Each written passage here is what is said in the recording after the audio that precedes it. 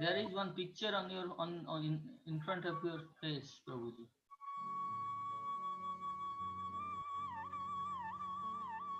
Om Namo Bhagavate Vasudevaya.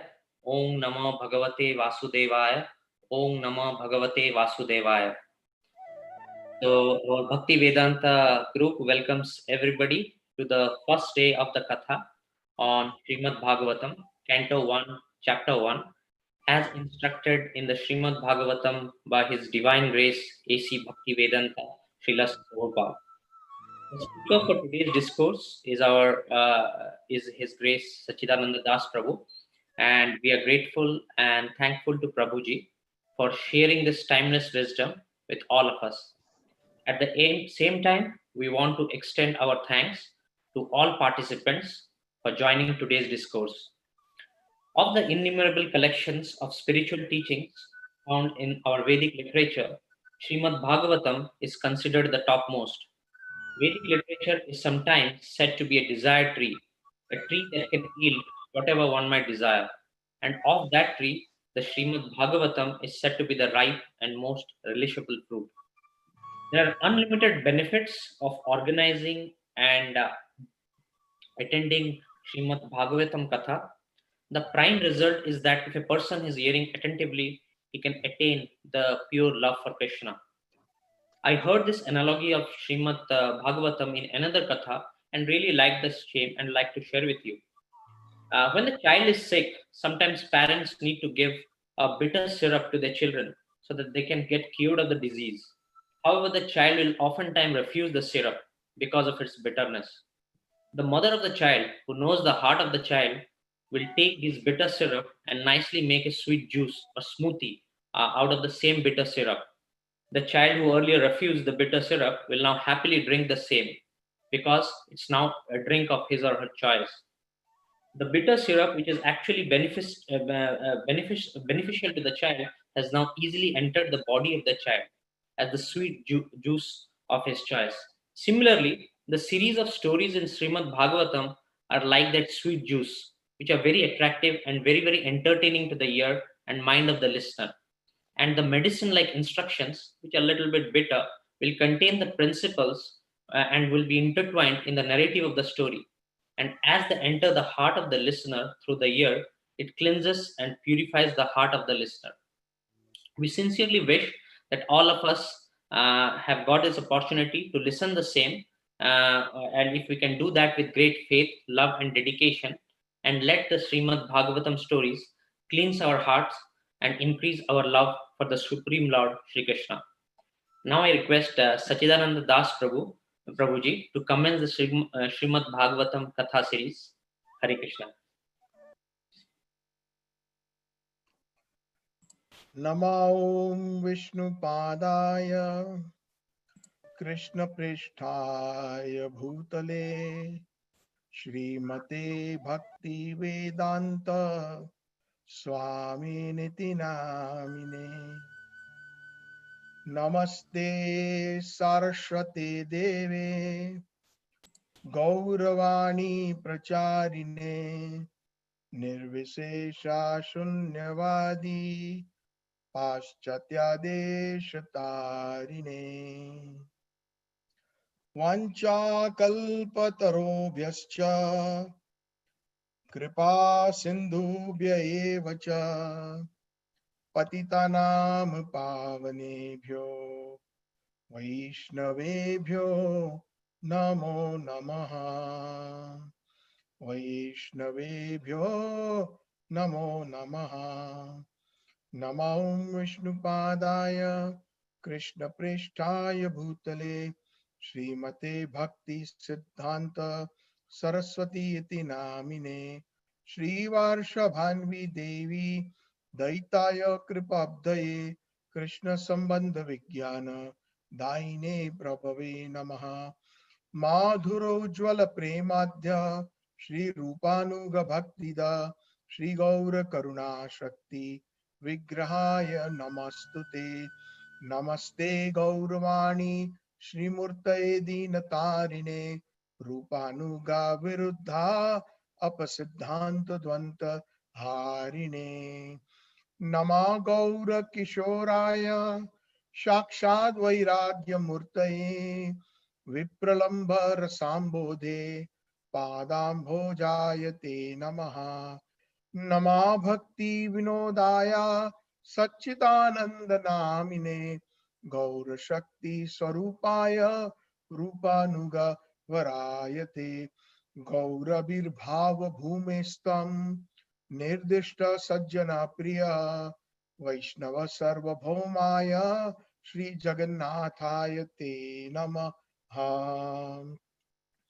वंदे रूप सनातन रघुजुगौ श्री जीव गोपाल को कृष्ण कीर्तन गान रतन पनो प्रेमामृताम बहु निधि धीरा धीर जन प्रिय करो निर्मत्सरौ पूजितौ वंदे रूप सनातन रघुजुगौ श्री जीव गोपाल को।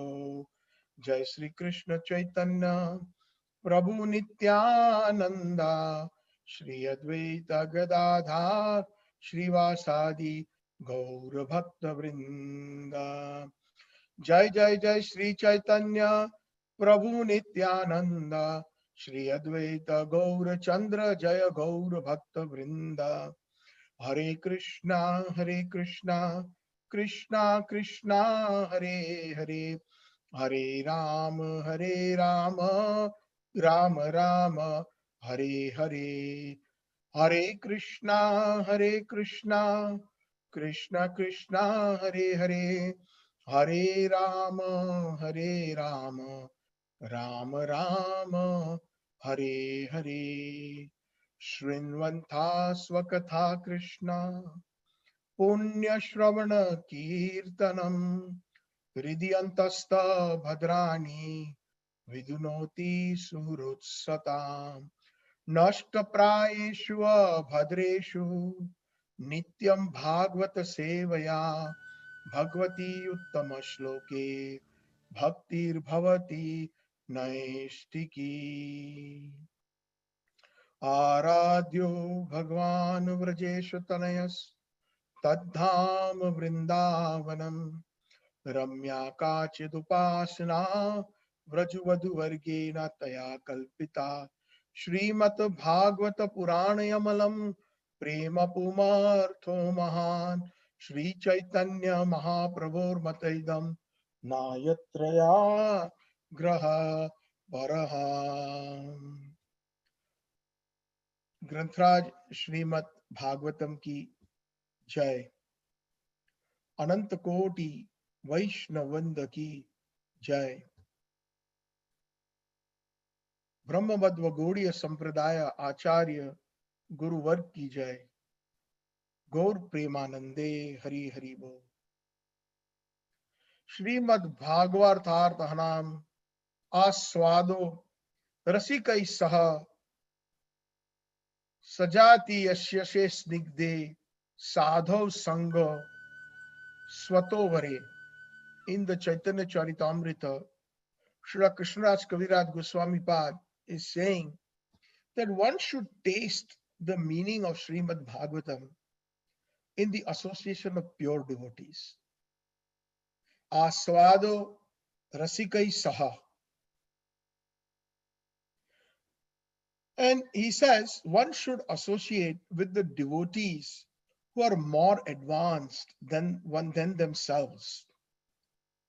Sajatasya snigde sadho sanga swato vare. Swato vare means one who is advanced than oneself. Such association one should seek. And those who are endowed with a similar type of affection for the Lord. Krishne swadham upavagate dharma jnanadi bhi saha kalau nashta drisham esha purna arko adhunodhitaha. This Bhagavad Purana or Srimad Bhagavatam is as brilliant as the sun, is described as the arka, very, very bright, Purna Arko, and it has arisen after the departure of Lord Krishna to his own abode, accompanied by religion, dharma, gyan, knowledge, etc. Persons who have lost their vision to the dense darkness of this age of Kali or ignorance shall get light from this Srimad Bhagavatam.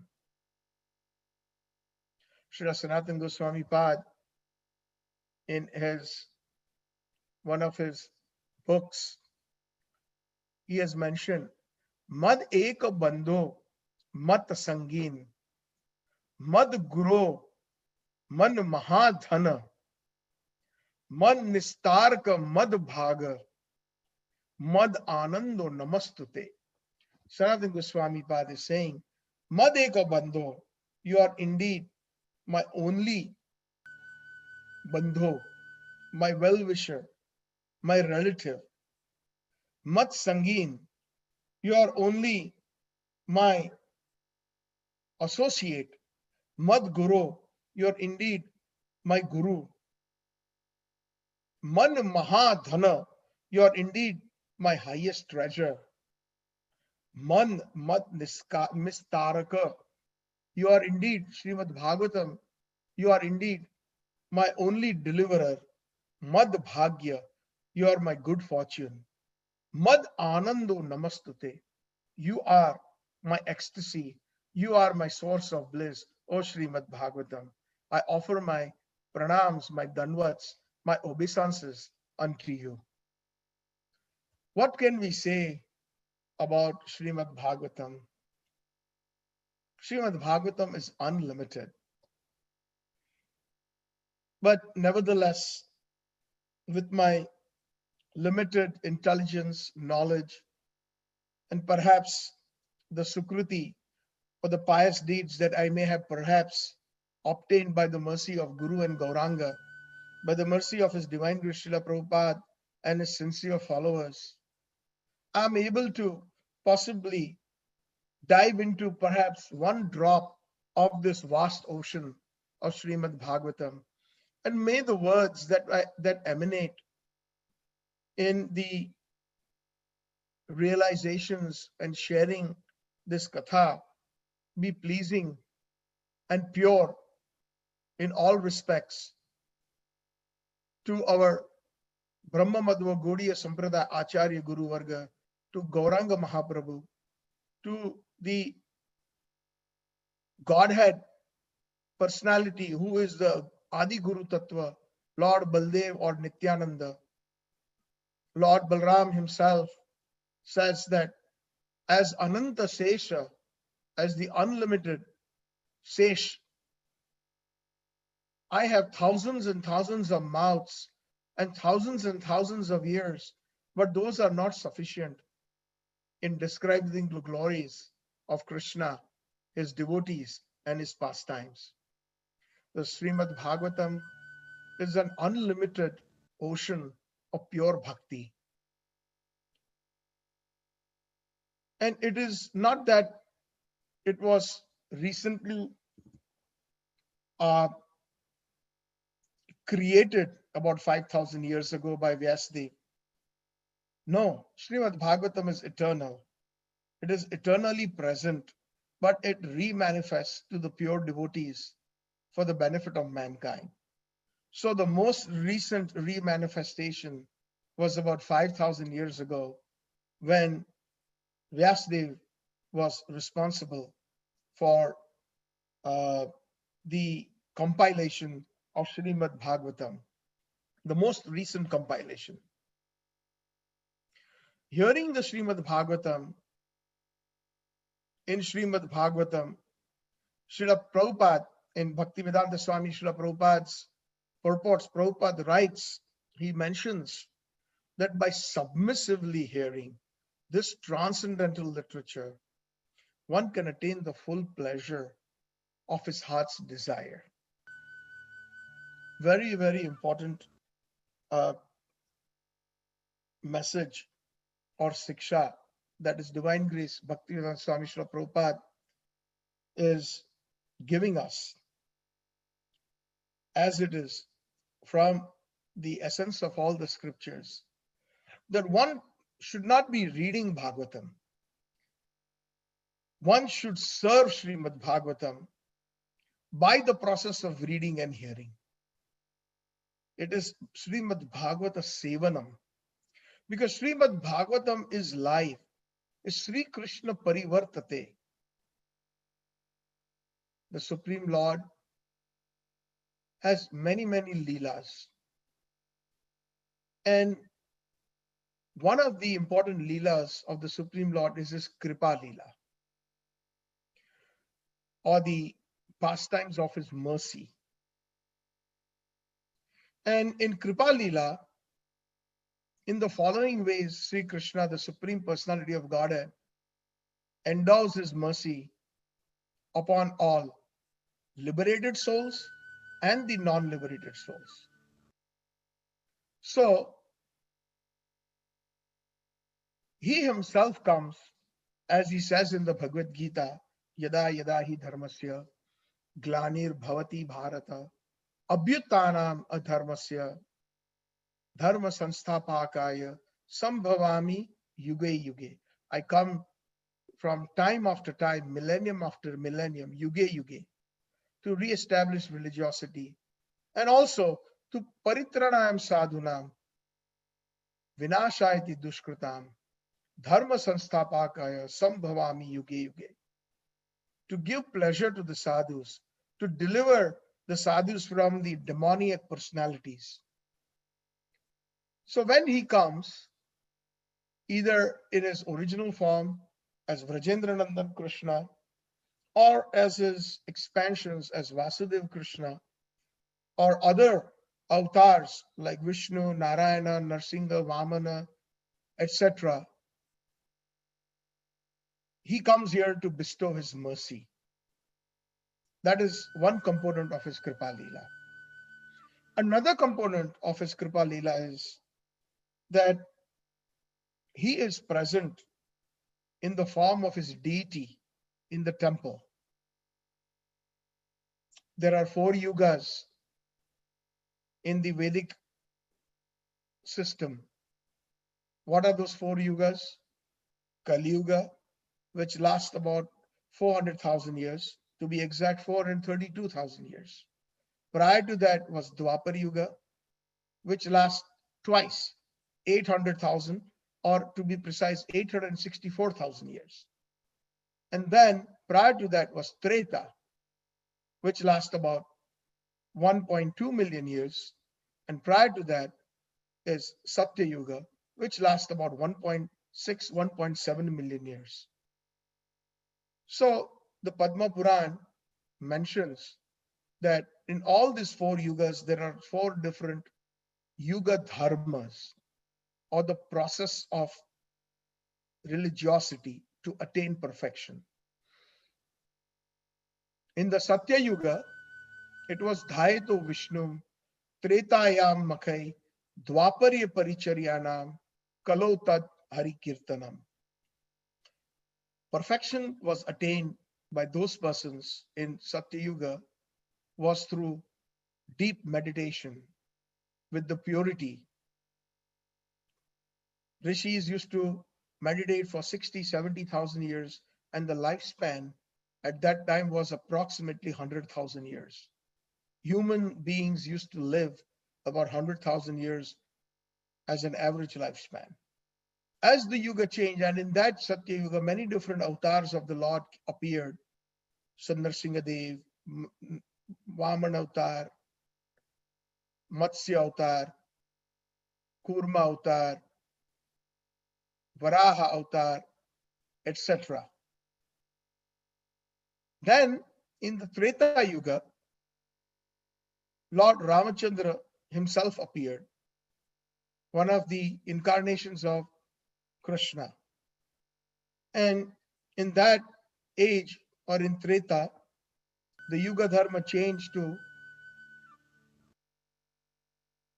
Tretayam Makai, meaning the perfection of life, or the goal of life to please Krishna or Vishnu, was through Yajna.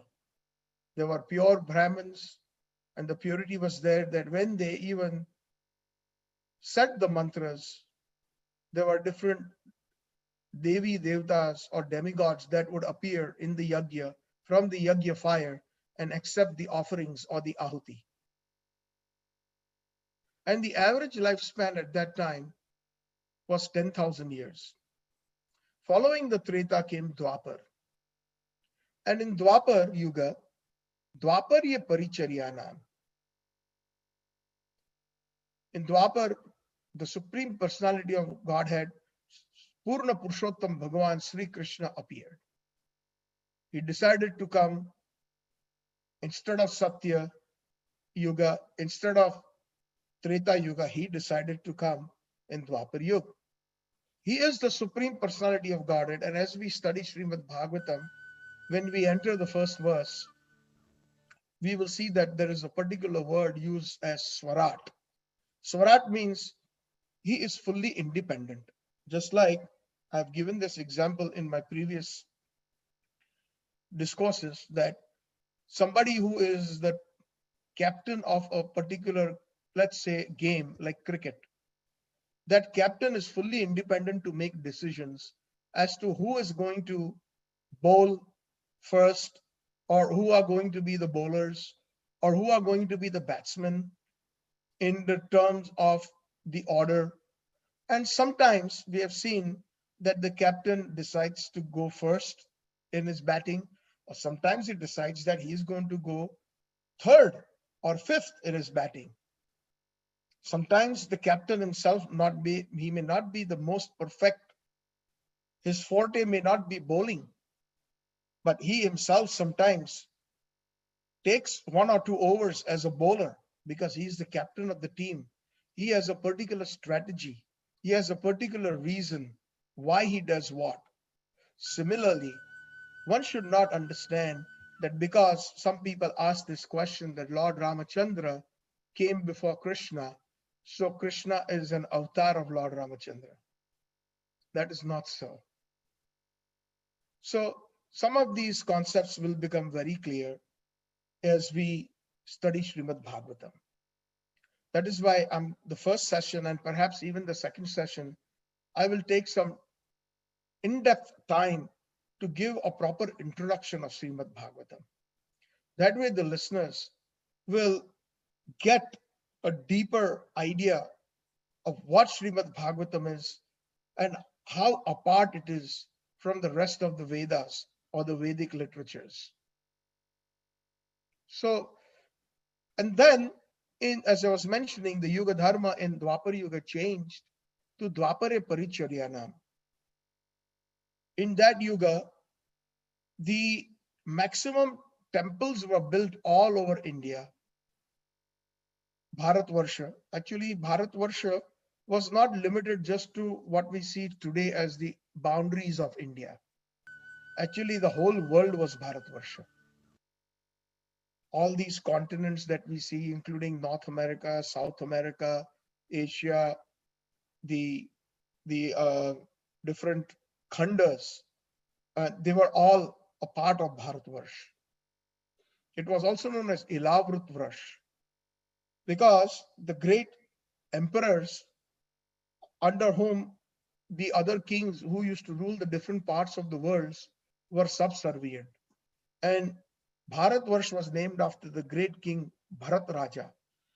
And King Bharat being one of the most important figures in the Vedic, as one of the important figures in the Vedic king. That is why under that Emperor Bharat, whatever land was ruled by him, or all the other kings or the smaller kings under King Bharat, was known as Bharatvarsh. So in Bharatvarsh, elaborate temple worship started in Dwapar Yuga, especially when Krishna disappeared after winding up his pastimes. So Krishna appeared in his Kripa Leela as personally in Dwapar and in different avatars in the Treta Yuga or the Dwapar Yuga, but also as his merciful prasad, or as his mercy, or his pastime, or his leela, he appeared in the form of the deity in the temple. So even today, when we go to any temple, when we see the form of the Lord, then we should consider that as non-different from him, not a piece of stone, not a piece of marble, not some wooden. It is the Supreme Lord. Due to his mercy, he has agreed to appear in that temple, whether it is the temple of your house, or it is the temple of the community, or a temple that may be that may be built for many people to visit. So that is one of the Kripa Leelas. And then the third Kripa Leela we can understand is Krishna's words and Krishna's pastimes is also his Kripa Leela. Srimad Bhagavatam is Sri Krishna Parivartate. Sri Krishna transformed in his sweet pastimes along with his devotees. That is basically one of the Kripa Leelas of Krishna in the form of Srimad Bhagavatam. Whenever we see the book Bhagavat or the Grantha Bhagavat, we should offer it obeisances and as much awe and reverence and respect and love as much as we would when we would be standing in front of the deities in the temple, or if we are fortunate to see Krishna face to face. They are non-different. So these are some of the very important principles that I will be sharing with you in the introduction of Srimad Bhagavatam. And of course, the fourth yuga being Kali Yuga. In Kali Yuga, Kalo Tad Hari Kirtanam, the Yuga Dharma changed from Dwapare Paricharyanam to Hari Kirtan. Because in this age of Kali Yuga, the best way of attaining the supreme destination is through Hari Kirtan. Harir Nam, Harir Nam, Harir Nam eva kevalam, Kalo eva na asti, na asti, na asti, gatiranyatha. Again, the Padma Puran has said that Harir Nam, Harir Nam, Harir Nam eva kevalam. Indeed the holy name, indeed the holy name, indeed the holy name, eva kevalam, certainly only that. And Kalo, in this age of Kali, na asti, na asti, na asti. There is no other way, there is no other way, there is no other way. 3 times it has been stressed. Gatir anyatha. Gatir means our supreme goal or destination. Otherwise, anyatha. And Sri Krishna has been so kind, the Supreme Lord, and his divine associates, that they have incarnated in the form of the holy name. Especially wherever the name of Krishna appears, whether it is Govinda, Hari, Mukunda, so many different names he has, he appears in his name, non-different from him. The Shastras say, Namna Namino Abhinna. Abhinna means non-different. Namna means one who is named, the name and the named are non-different. They are indeed the same in all respects. But due to the poor fund of knowledge and due to the covering of Maya, due to the 3 modes of material nature that we are all endowed with in this material world of Tamogun, Rajogun, and Satogun, the mode of ignorance, the mode of passion, and the mode of goodness, we are not able to understand that and relish the company of the holy name as much as we would relish the company of a person, and that supreme person being Sri Krishna. And therefore, we have to take the holy name, understand the holy name, or the holy names rather, whether it is in the form of the mantra or through the books like book Bhagavatam, through the proper source, from one who has understood the holy name, one who has realized the holy name, one who has realized the Shastra, and one who has realized Krishna consciousness to the fullest extent due to their pure devotional service. So we have to, Srila Prabhupada says, hear Srimad Bhagavatam submissively. Anytime we try to challenge, whether even when we are in school or college, and when we challenge the teacher or a professor, then a good vibration is not established. There is nothing wrong in asking a million questions if a student does not understand. But to ask questions in the mode of a challenge, then that becomes a challenge for the student to understand or receive the proper information or kripa. Whenever, even in our material interaction, we can see through our practical experience. I will give you a very simple example. Supposing if somebody, you are walking on the street, or say one person, Mr. A, is walking on the street, and one Mr. B comes and in a very, very challenging and an arrogant tone says, "Hey, Mr. A, do you know where this street is?" So Mr. A obviously did not like the attitude. First of all, you're trying to get something from me. At least show some normal courtesy by using the right tone and by using the proper normal etiquette when you're approaching somebody, especially when you are needing something. So a lot of, in this today's world, a lot of people will send you the other way if one shows that kind of disrespect. Or if the person is of a very good nature, he may not reveal all the details of certain secrets in a particular subject matter, because without humility, we can never be recipients. Very, very important principle.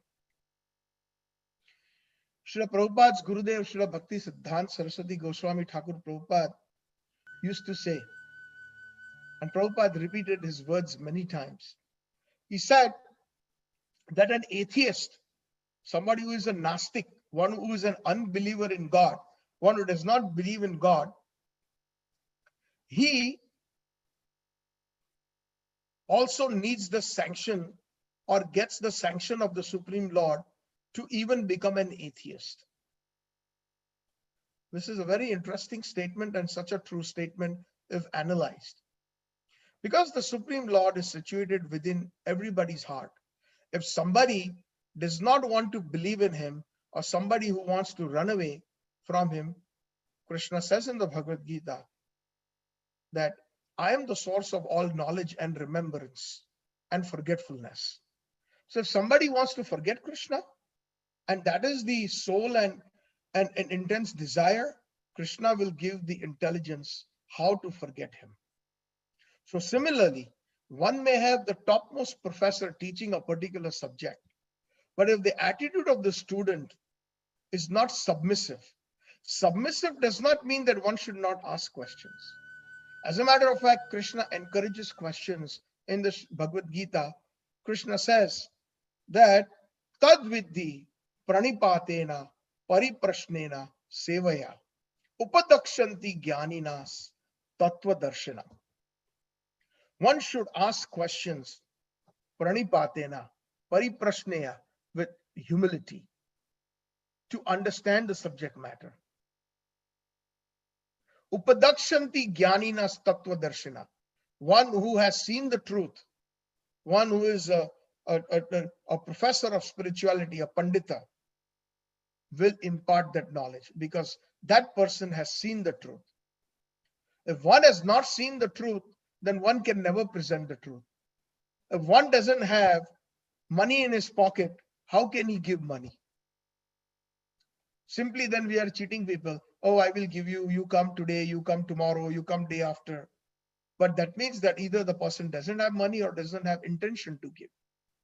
So similarly, the first principle of understanding anything, whether spiritual or material, especially spiritual knowledge, is we have to have a submissive hearing attitude of this transcendental literature, and then one can attain full pleasure of its heart's desire. Jena Atma Su Prasidhati. Then the heart or the soul within the real person will be prasidhati. Prakrishta Rupena will be extremely satisfied, will be content. But one must be very careful to hear this message from the right source. Extremely important. So the first point being submissive oral reception.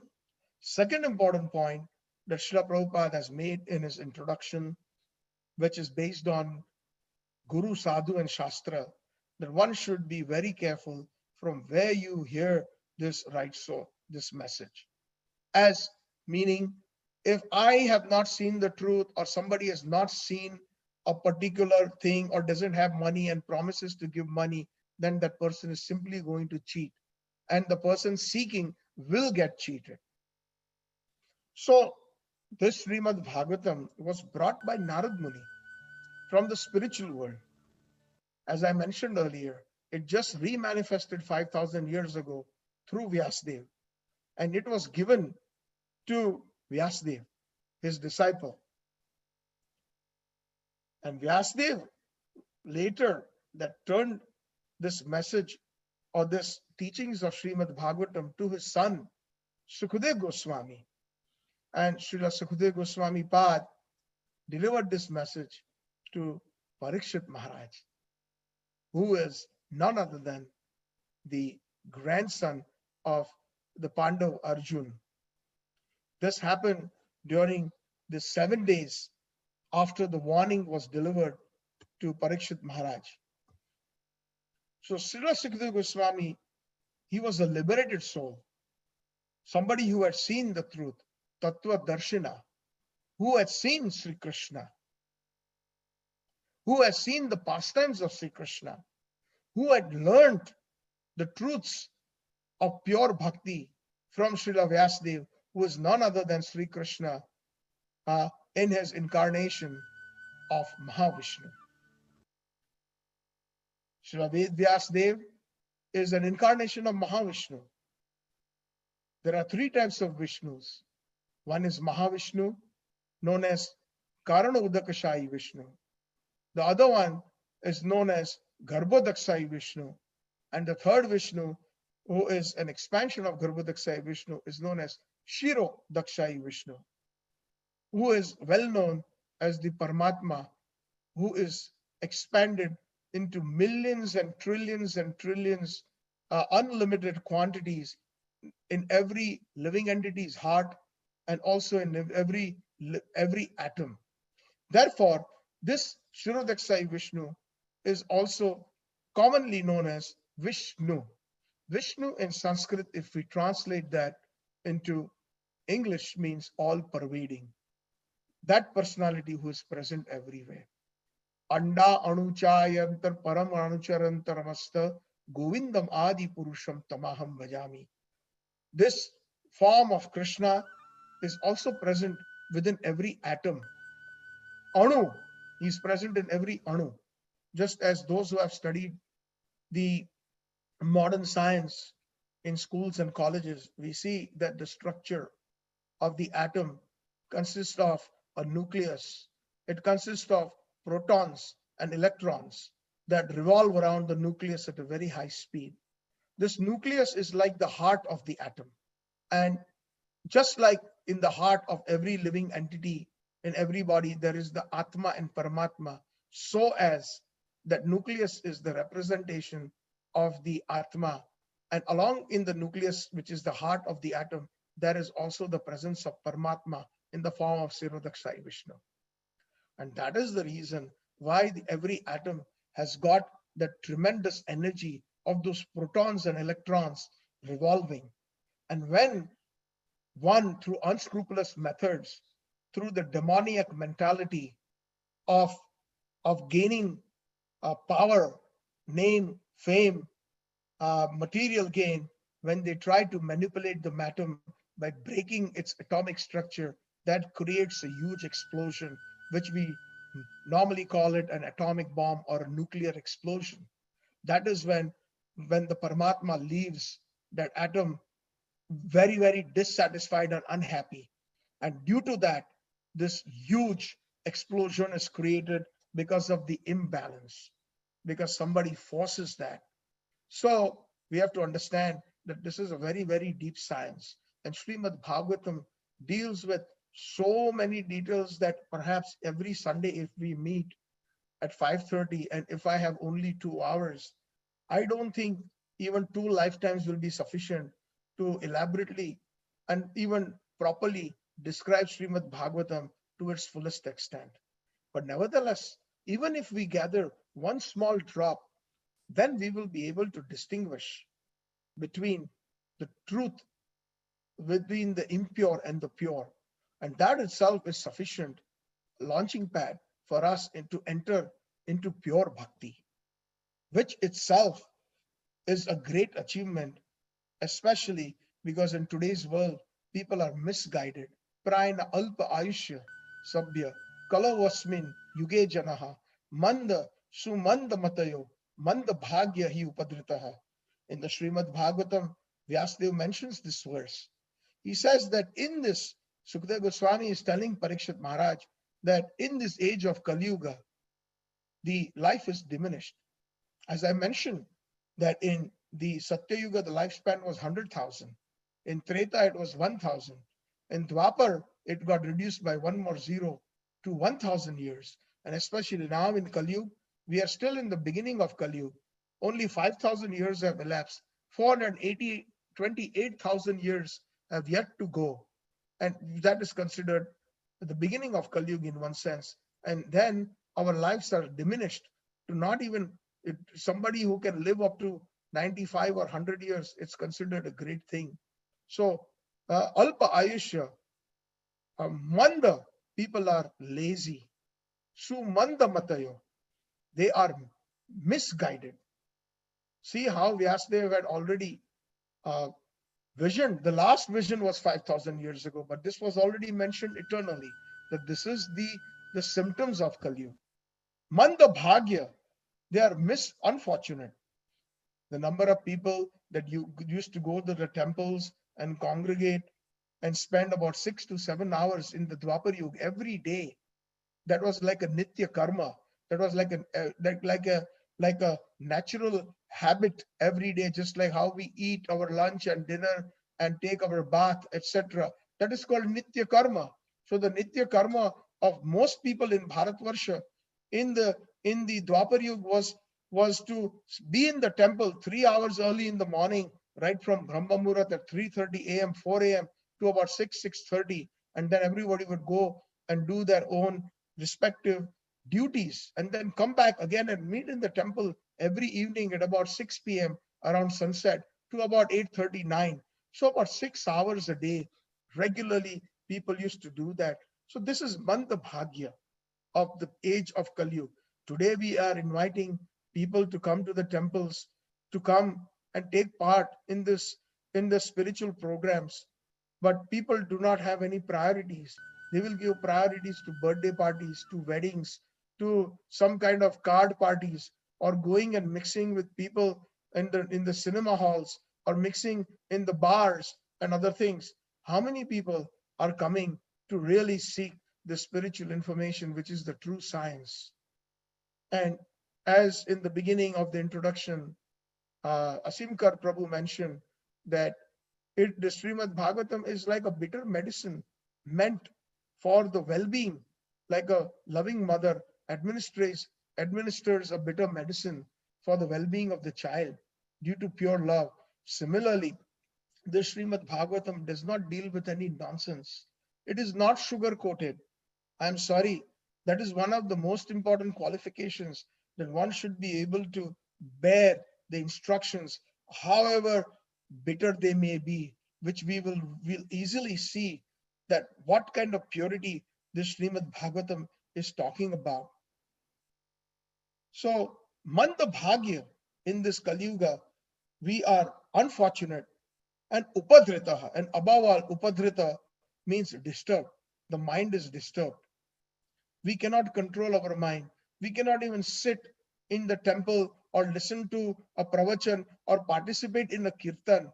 So many times we have noticed when somebody is singing the glories of the holy name or speaking the glories of the holy name, we see that some people, even in the temple environment, sitting in the back or on the sides, they're talking mundane things. They cannot even restrain themselves for the 2 hours that they come to the temple and try to be fully attentive, absorb their minds and thoughts and activities for the seva of the Supreme Lord. That is upadritaha, that is disturbance, that we are all inept to in this Kali Yuga. So, but there is a great hope, as the previous verse stated, that this Srimad Bhagavatam, Krishna left, when he left this for us. He left this as the pure and brilliant sun for the benefit of mankind. So, Sukadeva Goswami was a liberated soul even when he was in the womb of his mother. And he did not undergo any sort of spiritual training after his birth, because from previously he was liberated.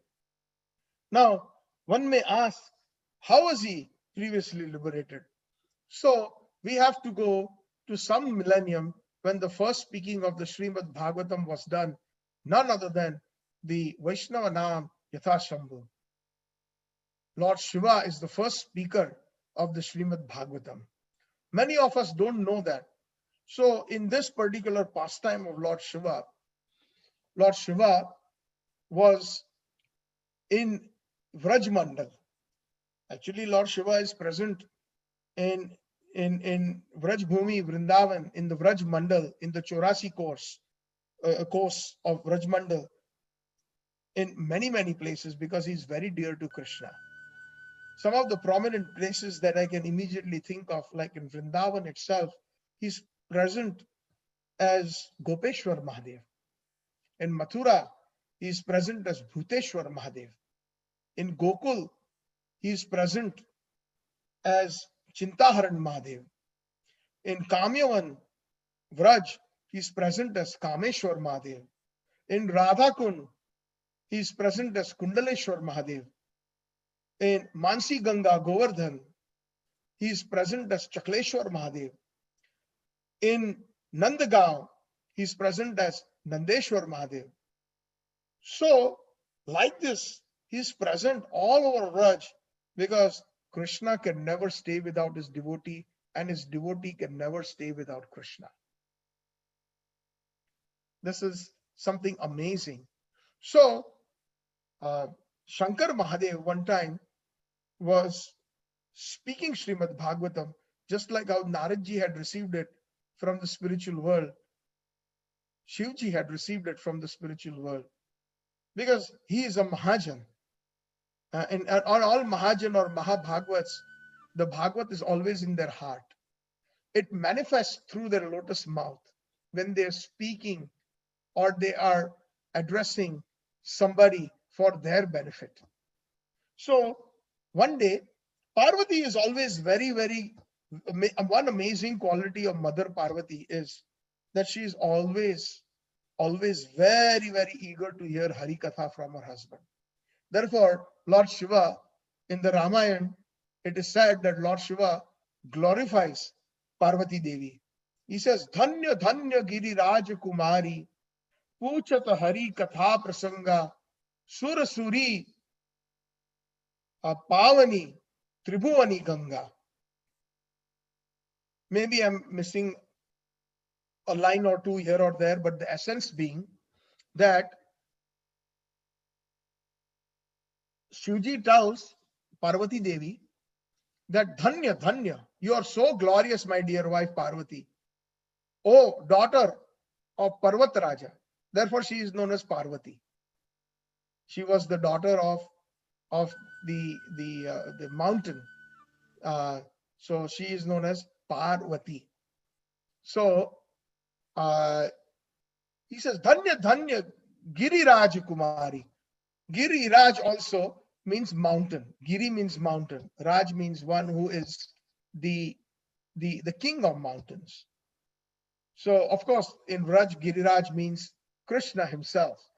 So being the daughter of the king of mountains, Giriraj Kumari, Dhanya, dhanya. You're all glorious. You're not glorious because you're taking care of my needs. Maybe you're cooking for me or massaging my feet or taking care of my needs. Na, Baba, na. He says, Dhanya, dhanya. All glories to you, all glories to you because Puchata Hari Katha Prasanga. You're always asking me the Hari Katha Prasanga, the pastimes of Sri Hari.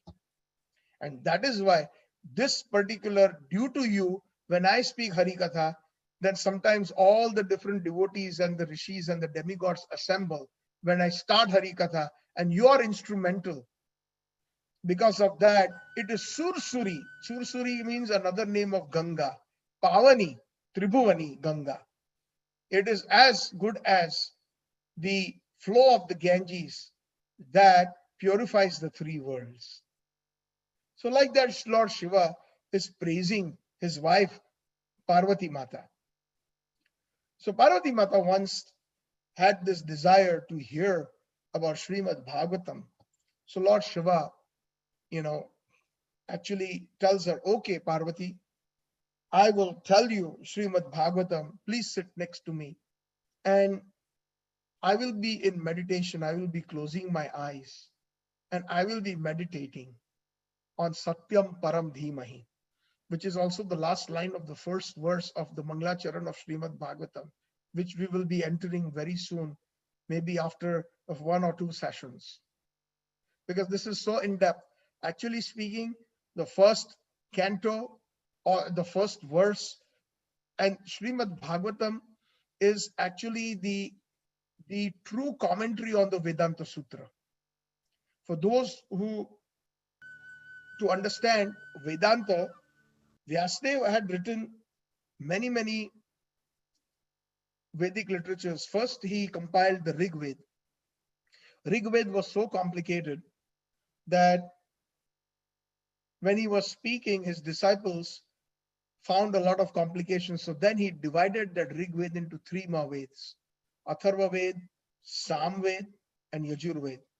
And then, based on those 4 Vedas, he started speaking in the assembly of his disciples, and the disciples sat next to him at his lotus feet and started hearing.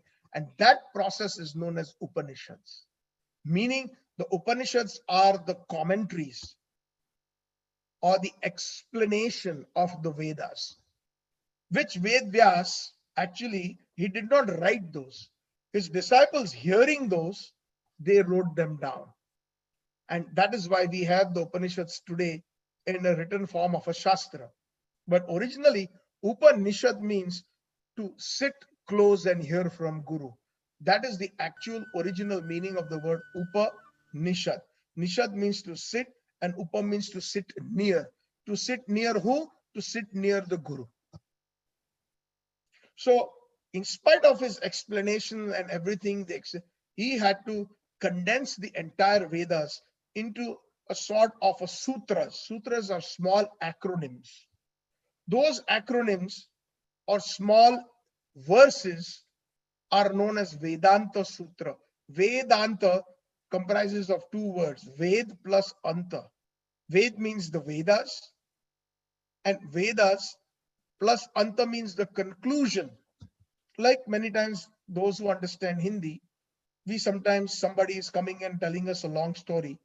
So then what we say, Are bhai, ye batao, ant mein kya hua? Ultimately, what happened? What is the conclusion of this long story? Can you please tell me? So similarly, for all the scholarly personalities, what Vedyas did, entire Vedas, he compiled them into huge encyclopedia with the millions of words condensed into what is known as Vedanta Sutra. And the true commentary or the pure commentary of the Vedanta Sutra is Srimad Bhagavatam. The true commentary or the pure commentary or the true essence of the Vedanta Sutra is Srimad Bhagavatam.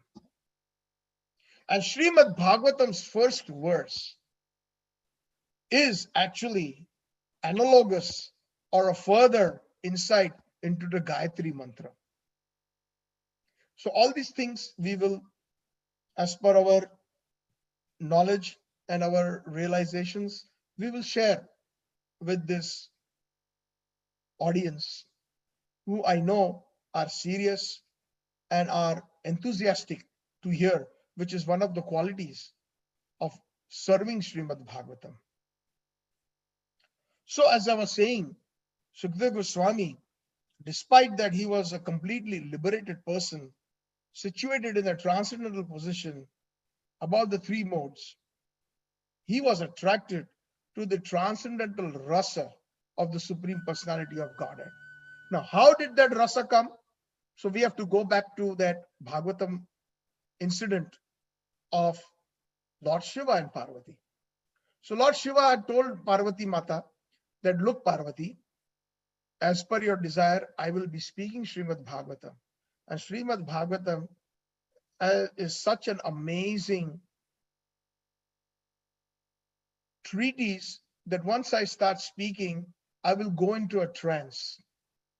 That's what happens to pure devotees, either when they are reciting Srimad Bhagavatam or hearing Srimad Bhagavatam. That is the effect of Srimad Bhagavatam.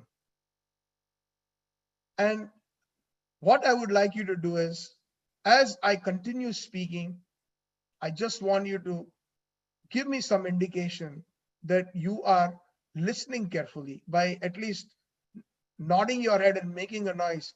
Ha ha, aha, aha, aha. And Parvati Devi said, certainly I will do that. Now, when Lord Shiva started speaking the Srimad Bhagavatam, as soon as he started, he went into the Mangalacharan shlokas, just on the introduction of Srimad Bhagavatam, just glorifying Bhagavatam. He went into a trance, and Mother Parvati started nodding her head and saying aha, aha every few minutes, so that her husband would understand. And Lord Shiva had made a very, very strict exception that nobody is allowed to hear this except you, Parvati. So that was the condition, and they went into a secluded place in Vraj and sat under a tree, and Lord Shiva started glorifying Srimad Bhagavatam and speaking Srimad Bhagavatam. Now, while Lord Shiva was doing this and Mother Parvati was listening to Srimad Bhagavatam, there was one parrot sitting on top of that tree, where husband and wife, husband Lord Shiva was speaking and wife Mother Parvati was listening to Srimad Bhagavatam. This parrot also was eager to hear katha, especially from a pure devotee's mouth. So this parrot, or sukha, in Sanskrit parrot is known as sukha, was listening very eagerly. And then during the midst of the katha, somehow or the other, due to the influence of Yogamaya, Mother Parvati fell asleep. And the parrot sitting on the tree was thinking, oh, what shall we do now? Shivji will wake up. He will break his trance. Srimad Bhagavatam will stop. And perhaps he will get upset at Mother Parvati for going to sleep during such an important katha. So I must do something. So he, of course, this parrot being a parrot of Vraj, had many siddhis. And this parrot imitated the voice of Mother Parvati and started doing sadhu, sadhu. Sadhu, sadhu means good, good. As Lord Shiva kept on speaking Srimad Bhagavatam, the parrot, imitating Mother Parvati, started saying that. So Lord Shiva, unbroken in his Srimad Bhagavatam recitation, continued, and the parrot relished it. Then, at the end of the recitation, when Lord Shiva woke up from his trance, he saw that Mother Parvati was sleeping. Then he started wondering, started looking around. He didn't see any human beings. He looked up and he saw a parrot. And of course, Lord Shiva, being a very, very Siddha Purusha himself, he is also a very big yogi. He understood that this parrot was imitating Mother Parvati. So he got very upset. And without his permission, this parrot sat in his speaking of Srimad Bhagavatam, because not everybody is capable of hearing Srimad Bhagavatam or qualified to hear Srimad Bhagavatam. Just like when we go to school, college, universities, even for material subject matters, if we put a student of the 5th grade into the 10th grade or into the 12th grade or undergraduate or a bachelor's grade class, will that student qualify? No. So similarly, that upset Lord Shiva, and he started chasing, wanting to kill that parrot. As we all know that Lord Shiva, when he gets very upset, his third eye opens. And he was about to do that, and he started chasing that parrot. And that parrot flew a long ways. And Lord Shiva, with his siddhis, followed the parrot. And ultimately, that parrot entered Badrik Ashram. And he entered the kutia, or the hut of Vyasdev, where his wife was there. And when his wife yawned, the parrot went into Vyasdev's wife's mouth. And then Lord Shiva, coming, looking for that parrot, could not find back, disappointed, he returned. And this Sukha, who entered the wife of Vyasdev, took birth as Sukadev Goswami.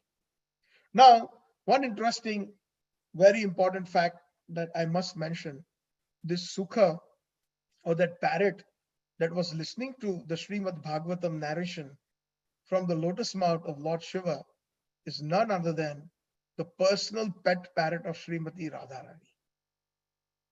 Now, whoever is a very close associate or a pure devotee of the Lord is always, at every step, is enthusiastic to hear the pastimes of their Lord, their Master, whom they live for, whom they die for. Again and again, wherever there is a chance, wherever there is Hari Katha, they always, like for example, one very good example comes to mind is Hanumanji. It is said that wherever Ramayana is being spoken, Hanumanji is there, he's present. He's always present in any Ram Katha. So is it that because Hanumanji doesn't know Ramayana?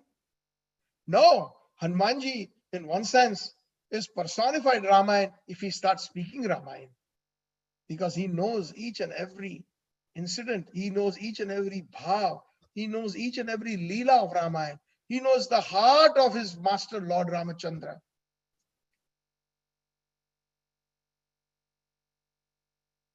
But why does he want to listen?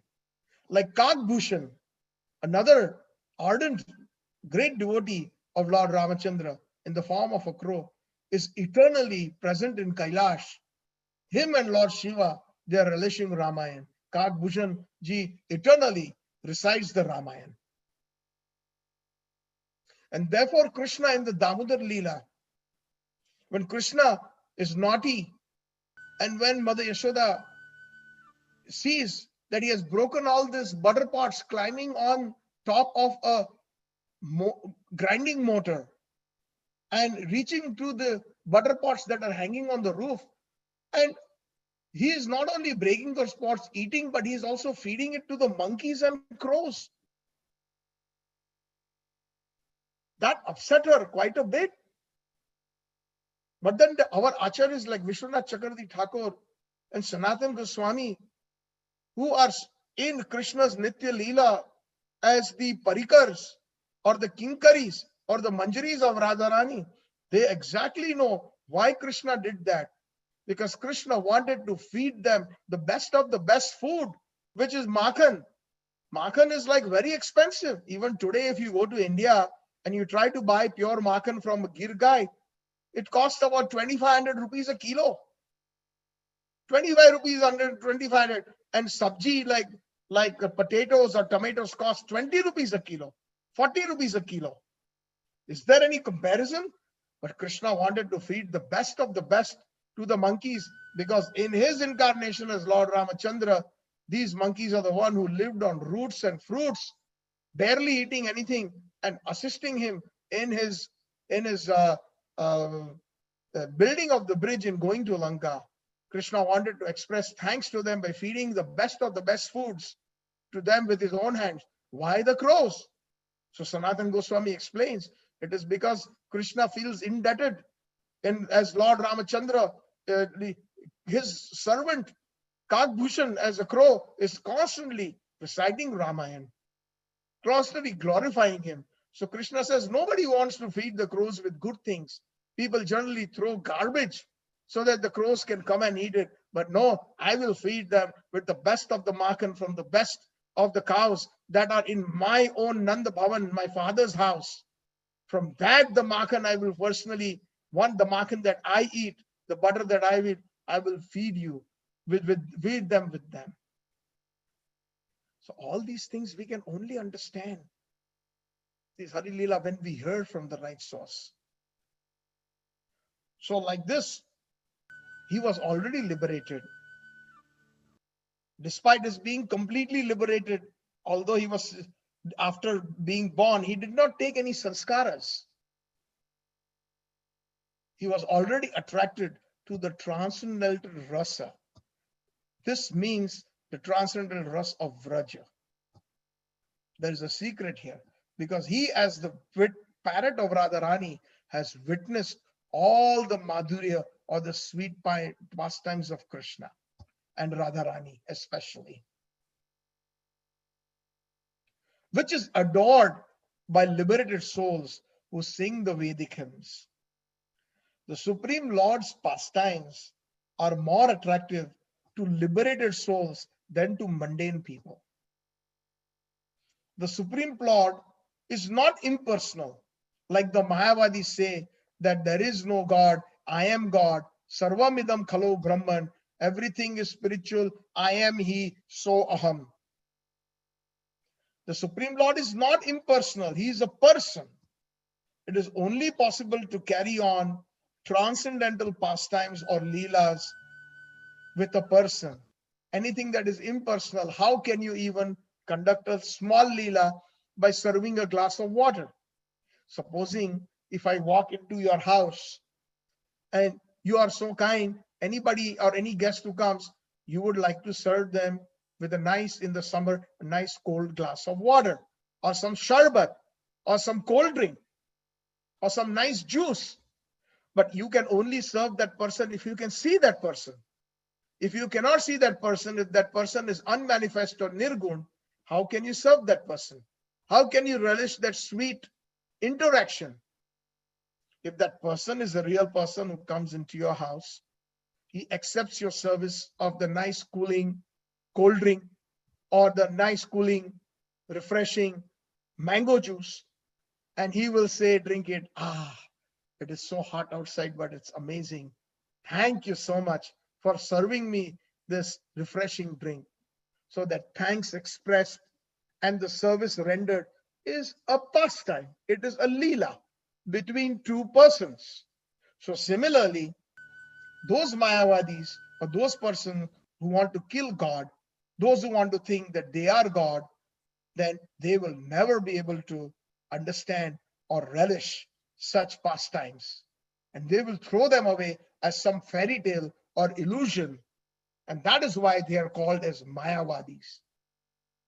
They say there is no Krishna, there is no Devi, there is no Devata, there is no world. Jagat Mithya, Brahma Satya. This whole world is false. There is no such thing as any guna or akar. Everything is formless.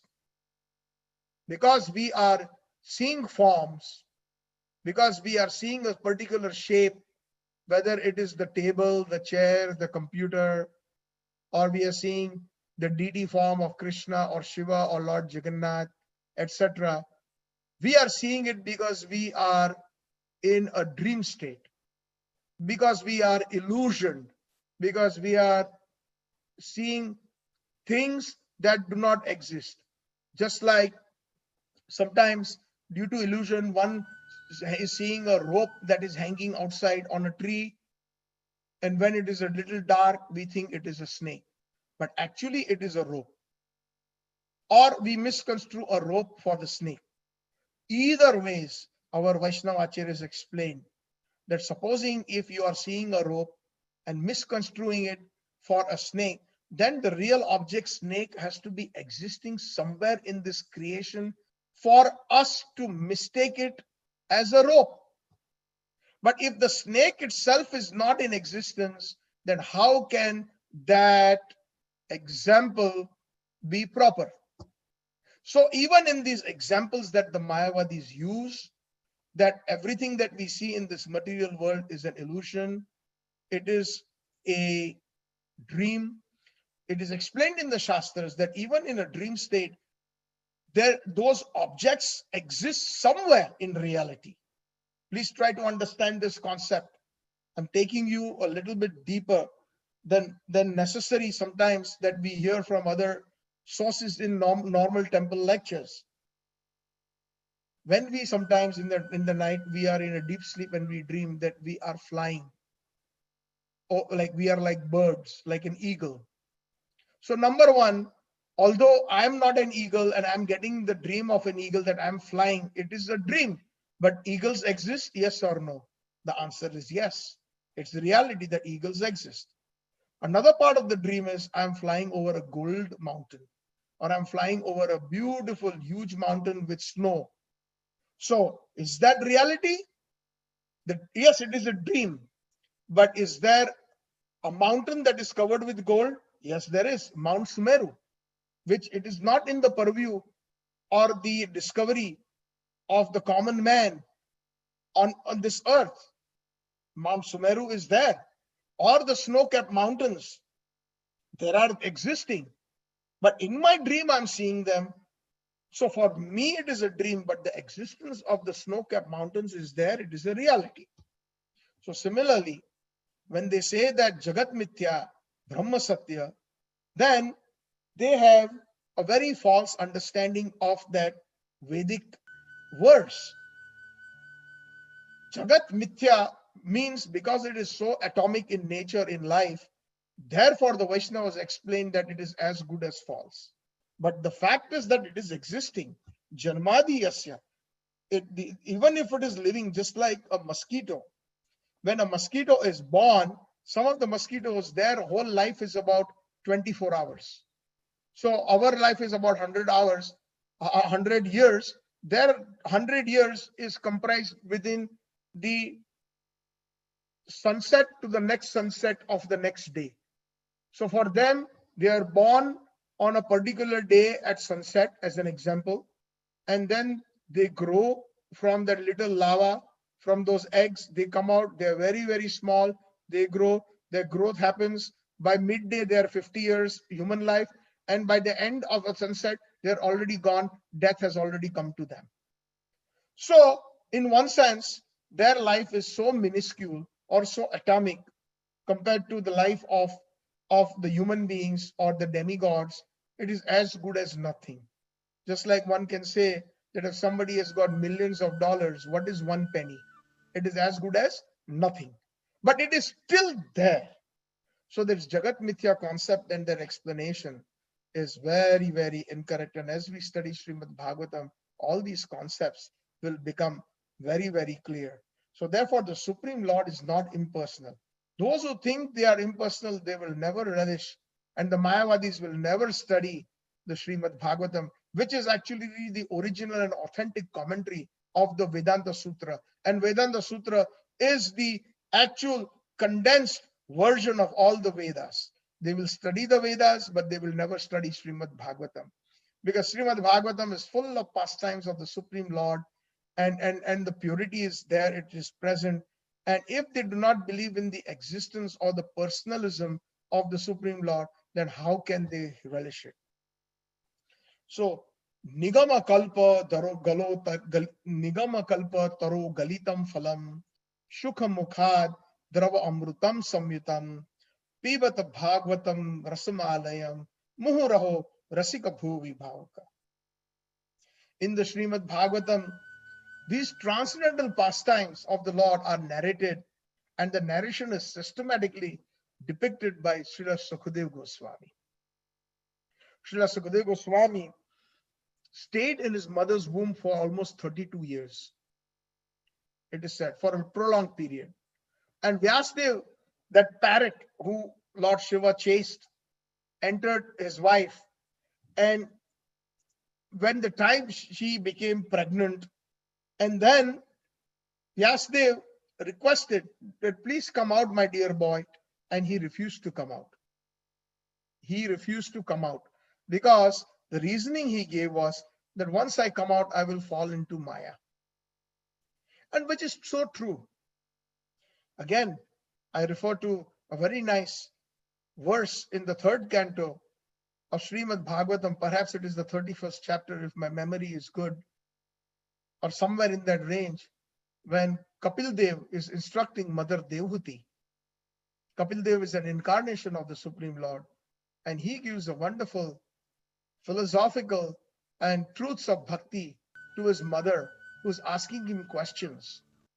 And in that Kapil Dev, in that 31st chapter or in that range, it is mentioned that whatever our so-called modern scientists have explained that we study in our biology class about the inception of the embryo and what happens on the 5th day, what happens in 1 month, what happens in 3 months, what happens in 6 months in the womb of the mother, all that has already been described in detail in the Srimad Bhagavatam, in that chapter.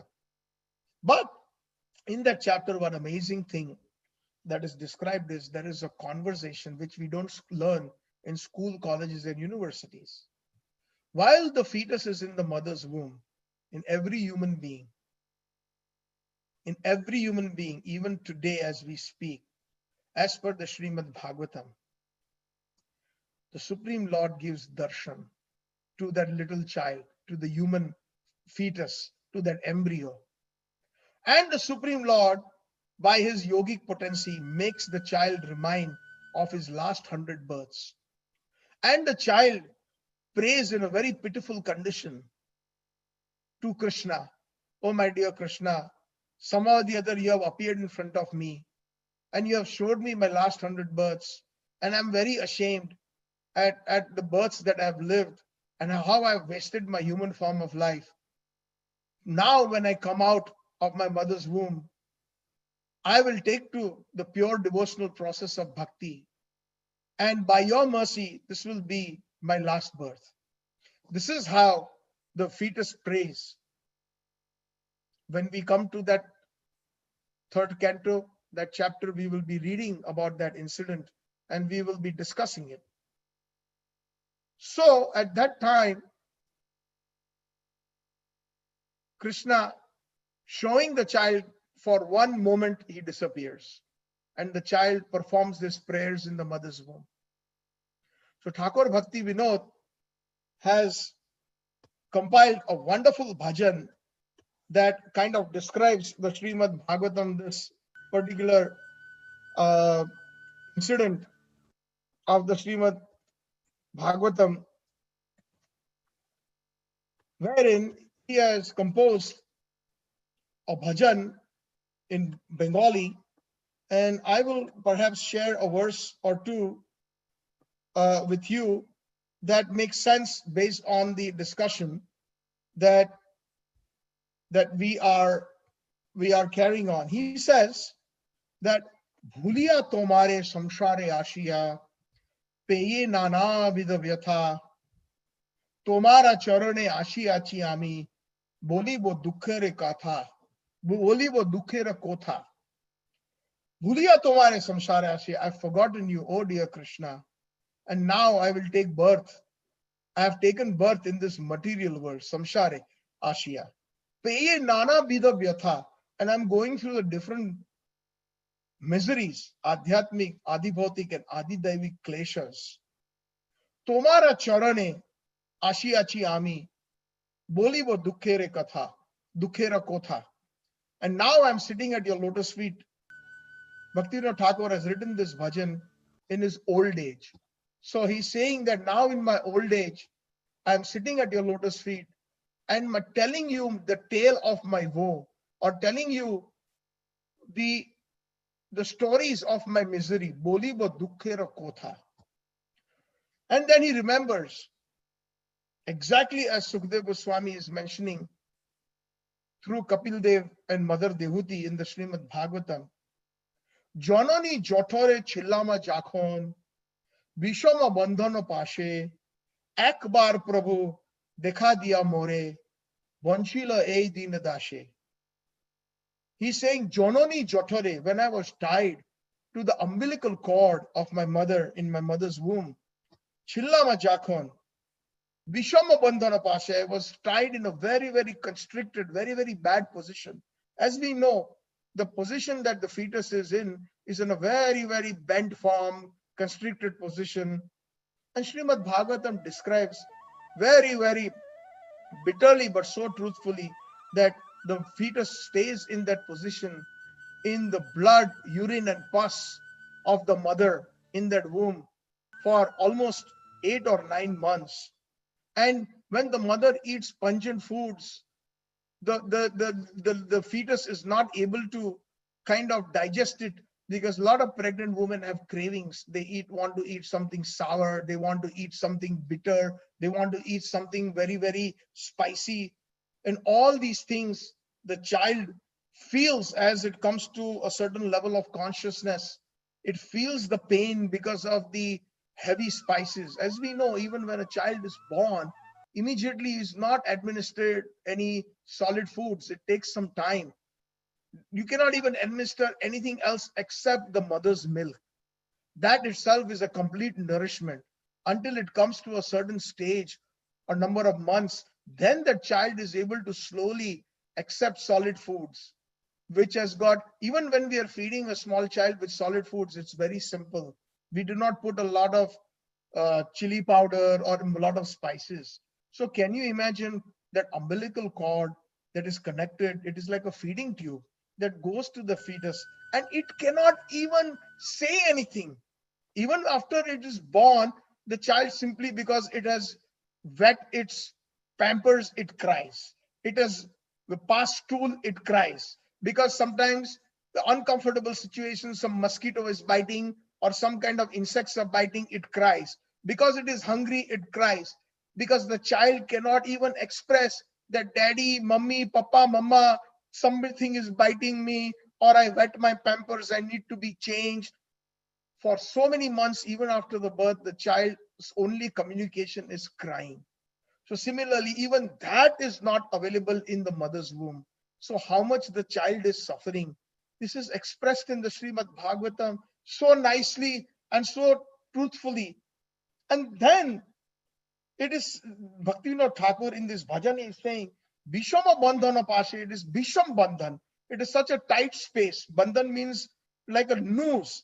It is like a tight tying, like Ek bar Prabhu dekha diya more, banchile ei dinadashe. One time, Prabhuji, oh Krishna, you showed me, you gave me your darshan, and banchile ei dinadashe. And you gave me up. And then Bhaktivinoda Thakur is saying, Takhono bhavinu janama paiya, koribo bhajana tava, janama hoilo podi maya jale, na hoilo gyan lava. And then the time came when I was pushed by the airs in my mother's womb, and I was pushed by the air, and I came out of my mother's womb, and I took birth. And just before that, I had prayed that I will koribo bhajana tava. I will now, due to this miserable condition of birth and death that I have been taking since time immemorial, since Anadikal, I will take to the pure process of bhakti. I will do your bhajan. He says, but janama hoilo, as soon as I was born, podi maya jale, I fell into the net of maya, the three modes of material nature. Na hoilo jnana lava, and I did not even attain an iota of spiritual knowledge. And how, in what form did Maya come? Adarera chele, swajanera kole, hashiya katanu kala, hashiya katanu kala, janaka janani, snehete bhuliya, samsara lagilo bhalo, janaka janani, snehete bhuliya, samsara lagilo bhalo, samsara lagilo bhalo. Adarera chele swajanera kole. With so much reverence and so much love, my relatives, my mother, my father, they always, I'm a little child and they're putting me on their lap. Jananaka janani snehete bhuliya. Due to the love of my father and mother that they rendered on me, samsara lagilo bhalo. I felt that this world is the best place. All of them, my relatives came, my uncles, my aunts, all of them, swajanera kole. Bhaktivinoda Thakur is using the word swajanera. Swajanera means my relatives. Swajana. Kole. Kole means in their laps. Hasiya kati nukal. I passed my time by simply smiling and giggling, because when they started playing with me on their lap, and I started giggling. And then he says, Krame dine dine balaka hoiya, bhelinu balaka saha, bhelinu balaka saha. Or kichu dine jnana upajilo, patha podi aharaha. Or kichu dine jnana upajilo, patha podi aharaha. Patha podi aharaha. And as soon as I started to grow up a little bit, krame dine dine, as the days started passing, balaka hoya, I became a little boy or a child. Bhelinu balaka, so I started playing with other boys. Or kichu dine jnana upajilo, I was admitted to the school and I started studying, doing my lessons, patha podi aharaha, and I became very much engrossed in studying. All my time was going in my homework and in my school, and I was a very good student. And then, as I grew up, I graduated. Then what happened?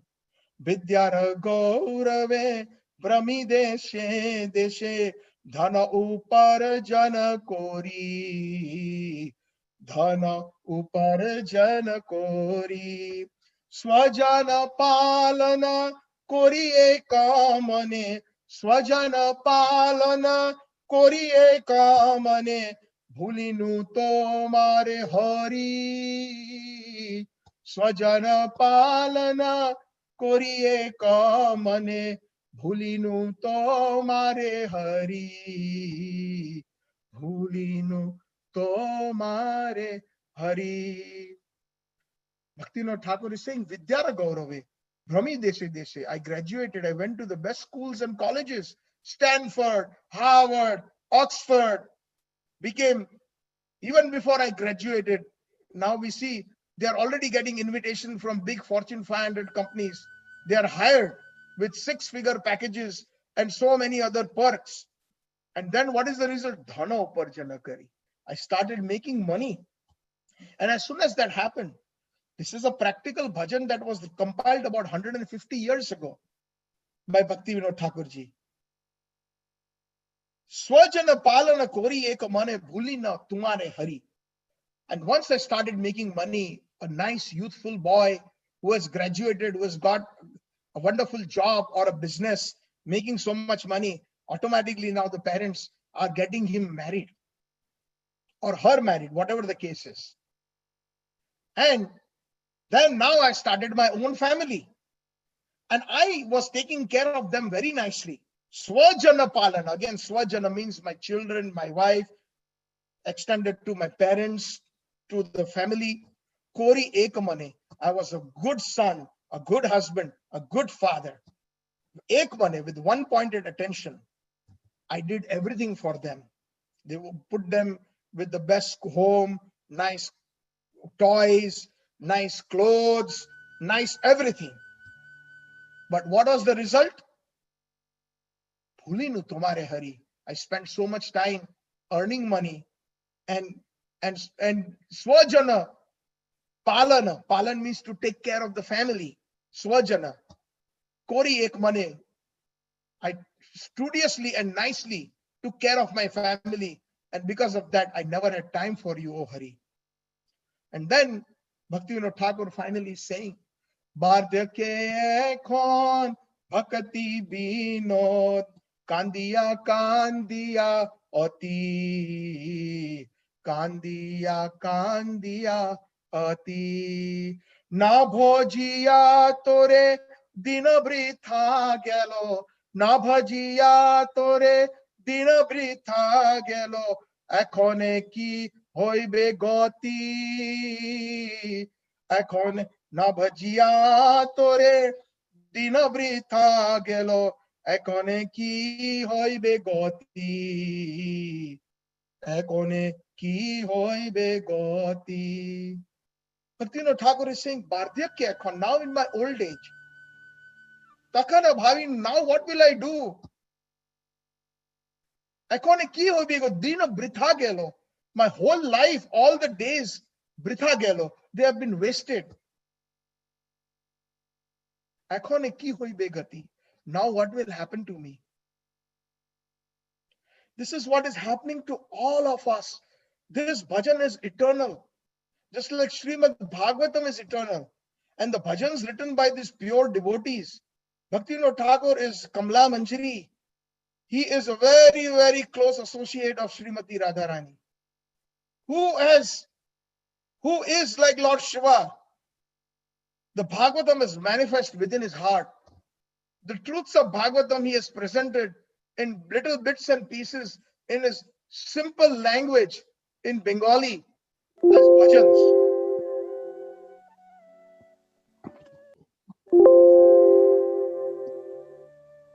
It is manifested as bhajans. And he is giving the essence of Srimad Bhagavatam here, of this particular context that we are speaking about. That how, even right now, we see that there are grandparents and elderly persons who are so addicted to watching TV more than taking the spiritual life. What will happen? Ekon ki hoibe gati. While watching TV or while playing with grandchildren, if they simply give up their life, if the time comes, ekon ki hoibe gati. Now what will happen to them? They will again be reborn in this material world. Because Krishna says, Yam yam vapi smaranam bhavam tajeti ante kalevaram. Whatever your consciousness is at the time of death, one will attain that destination. So this is very, very heavy dose. Like we said, bitter medicine. Something that we have to think very deeply. So Sukadeva Goswami did not want to come out for fear of becoming controlled by Maya. Vyasdev said, no, Baba, you won't, I promise you. But he did not listen to his father. So then Krishna himself had to come and request, while Sukadeva Goswami was in the womb of his mother, please come out. Maya will not touch you. I'm saying so. That Satyam Param Dhimahi, Krishna himself said that. So then Sukadeva Goswami came out. And it is interesting, he came out in a very, very young form, like a teenager. And he simply, as soon as he came out of his mother's womb, now we have to understand that some of our mental experiences we have to set aside. That how can a 16-year-old young boy from in that condition come out of the mother's womb? So all these things are inconceivable. It is also known as achintya. But if we are going to take the proper essence of the instruction, and of the Leela, then we will benefit. And we have to, like I said, the very first qualification is we have to submissively hear without trying to make dry logical arguments. So Sukadeva Goswami, as soon as he got out of his mother's womb, he started walking in that naked situation, not even being clothed, just like a child when born from a mother is completely naked. And like that, Vyasadeva ran behind him, but he did not stop. He did not stop. Vyasadeva, it is mentioned here in the first chapter as we will be going through. Yam pravrajantam anupeta peta krityam dvaipayana vira katarajuha putreti tanmayataro abhinedus tam munimanoto asmi. Vyasadeva said, oh my son, stop. I have to finish your proper sanskars. I have to do the Annaprasan sanskar. I have to do the Janoi sanskar.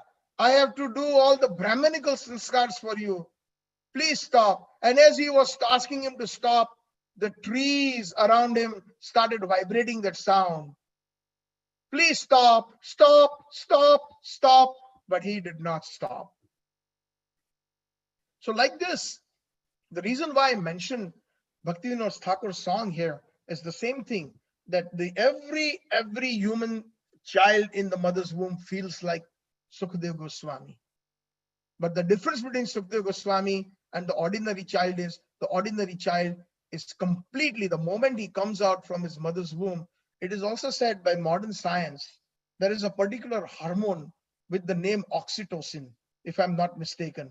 If especially in this group, if there is a doctor, maybe they can later on confer with me or tell me that time this oxytocin hormone secretes these particular liquids in the area of the womb, so that when the child is coming out the mother, it acts like an analgesic, and the mother's pain is subsidized due to the expansion of the cavity, and that helps the birth. Otherwise the mother will die a natural death out of pain if that particular hormone or that particular secretion doesn't happen. And due to that heavy dose of that secretion, which even the little fetus feels, that memory is wiped out completely. Just like somebody who takes a very lethal dose of a particular chemical or a substance, one can lose their memory. Like I remember when I was studying chemistry in school, there are certain, especially organic chemistry, like methanol is considered very, very dangerous amongst all the alcohols. It can, just by even taking the vapors, one can become blind and one can lose the memory. It is so powerful. So there are certain substances, so that substance has a profound effect on the memory of that little child that is just born. And that is why those 100 births that the child had remembered in the womb of the mother is forgotten. And that is also a certain mercy of Krishna, because if, for example, you and I remember our last 100 births, then do you think we can comfortably live our present life? Because we don't know what kind of ugly things we may have done in our last lives. Supposing in even our present life, if we have done something very horrible, and if nobody knows except us, then sometimes, or most of the time, as long as we remember it, we are bothered by it because of our consciousness. It bothers us. Depression and other things can seep in because of certain memories. So Krishna, being so kind, he has actually is the source of everything, even the human form of life and all the species. He has meticulously constructed in his world, which is so perfect. So that is why Sukadeva Goswami did not want to turn back. So, in the Srimad Bhagavatam, the transcendental pastimes of the Lord are narrated, and these narrations have been perfectly been spoken by Sukadeva Goswami. Why? Because Nigama Kalpa Taro Galitam Phalam. Nigam means the Vedas. The tree, the Vedas is compared to a tree. Nigama Kalpa Taro Galitam Phalam. Taro means, Kalpa Taro means the desire tree. So the Vedas has been compared to a desire tree. Desire tree is also known as Kalpataru. Kalpa means whatever you are asking that tree, whatever you imagine, kalpa, kalpana. And when you are standing under that desire tree will magically give you whatever you desire. That is why it is called Kalpataro. Chintamani, Prakar Sadmashu, Kalpataro, Lakshat Vriteshu, Surbhir Abirpalayantam, Lakshmi Sahasra Shata Sambrama Sevyamanam, Govindamadi Purusham Tamaham Bhajami. Lord Brahma describes in the Brahma Samhita the spiritual world known as Golok Vrindavan. You can see that in my background. That is Golok Vrindavan depicted in this particular picture of the Srimad Bhagavatam Canto 1 cover. This is the original cover that Srila Prabhupada had put on his Srimad Bhagavatam when he came from India. And Golok Vrindavan is like a lotus, as you can see that this is the petals of the lotus right there, my cursor, if you can follow it. So that dham, Chintamani, that dham is full of touchstone. It is not ordinary dust that we find on the streets of Toronto or Chicago. And it is full of Kalpataro. Every tree is a desire tree there. Lakshat Vriteshu, by the lakhs or millions, this Chintamani Dham Golok Vrindavan has desire trees. So Nigama Kalpataro, this Nigama Kalpa, this tree of Vedas is like a fruit, a desire tree that can fulfill one's desire. Now, how is Nigam or Vedas can fulfill one's desire? How beautifully this verse is composed. This verse will come again, and I will again try to dive deep into it. The Vedas can fulfill the desires of everyone, material and spiritual. Because the Vedas can give you dharma, artha, kam, and moksha. The Vedas can give you methods of how we can perform our religiosity. And that way, if somebody is desiring to become wealthy, then that artha will come to them. And due to the artha, one will desire, okay, now I have so much money, I would like to buy a bigger house. I would like to buy many nice cars. I would like to buy many vacation homes. I would like to buy this, like to buy that, many material things. So the karma kand, vidis, and satisfying the Devi Devtas is present in the Vedas. So Vedas, as you are asking, supposing if you are standing under a wish tree and you say, my dear wish tree, can you give me $10? The wish tree can easily give you $10. And somebody else will say, my dear wish tree, can you give me $5 trillion?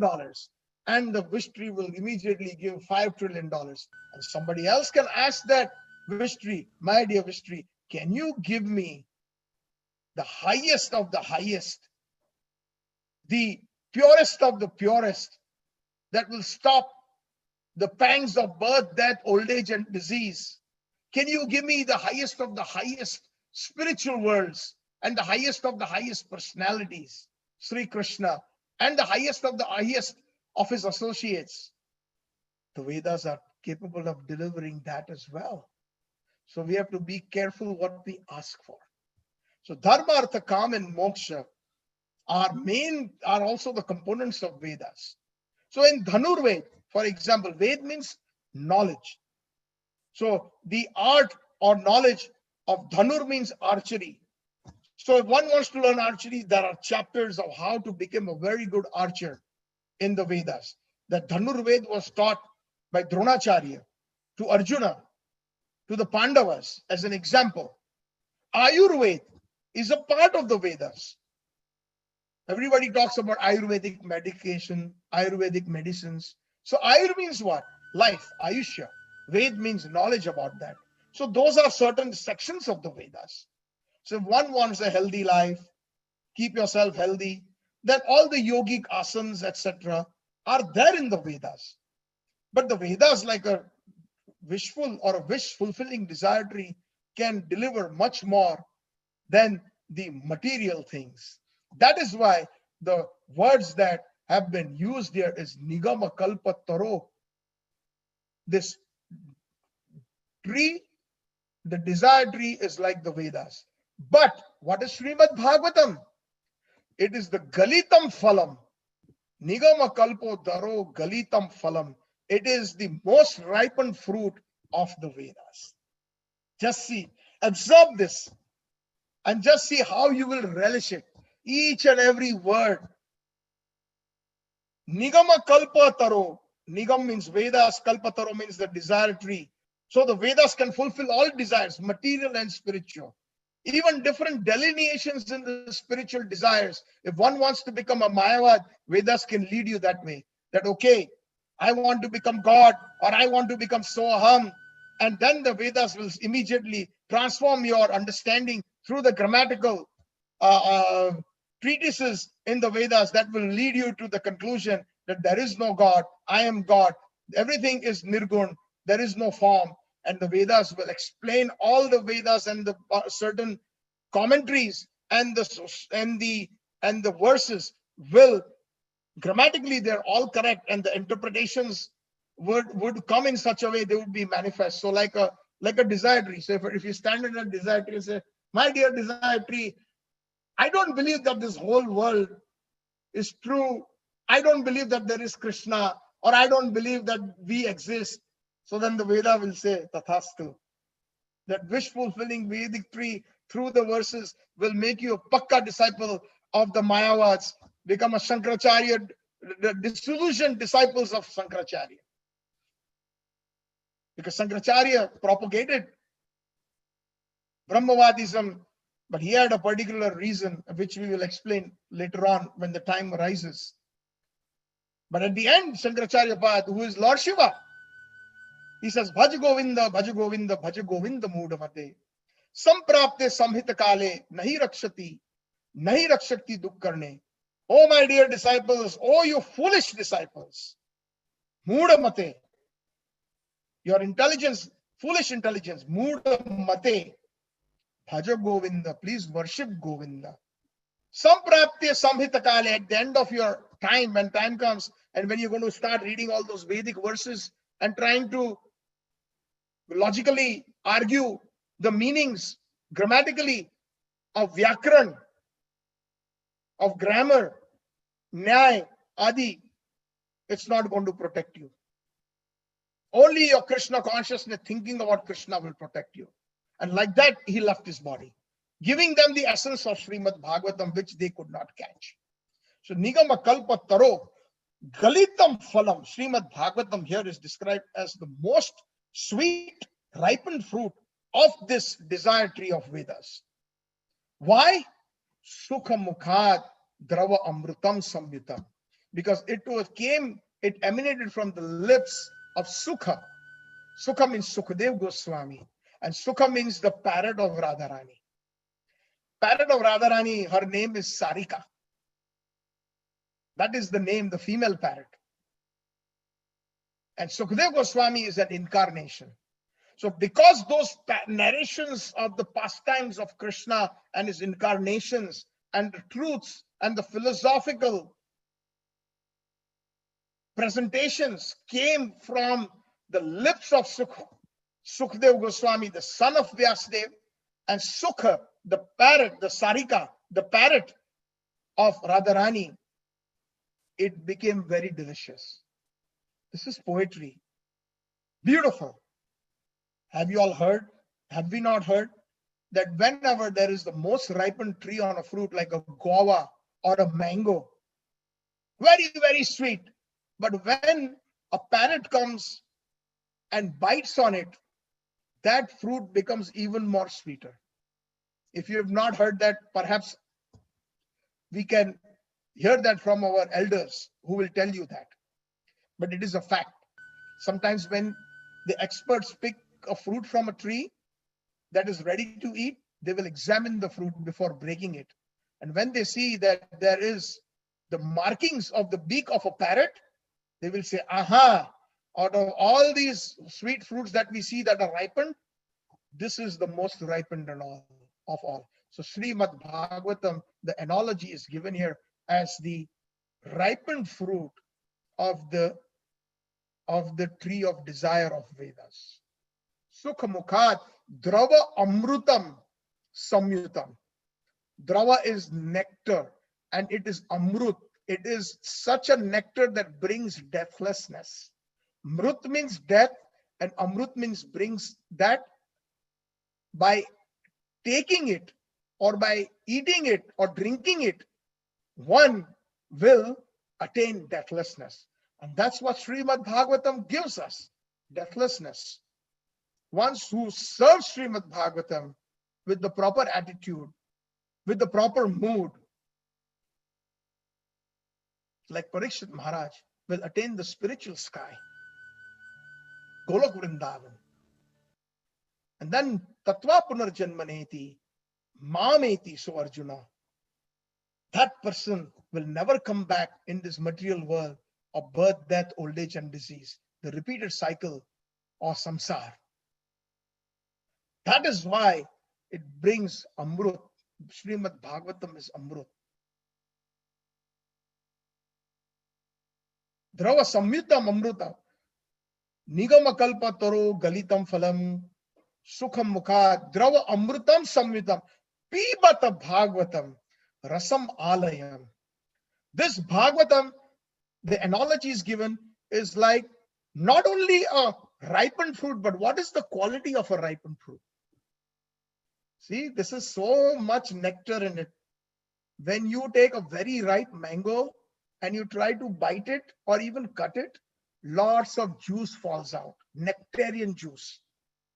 And in India, we are used to it. When we were children, in the mango season, parents used to bring nice nectarian mangoes when they were ready.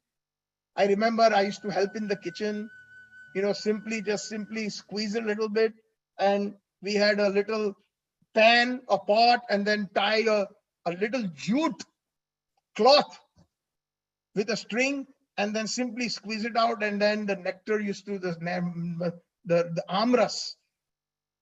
And then that amras was relished, especially when it is so sweet that even the little bowl that we had, we used to, lick it with our tongues, not leaving a single remnant of it.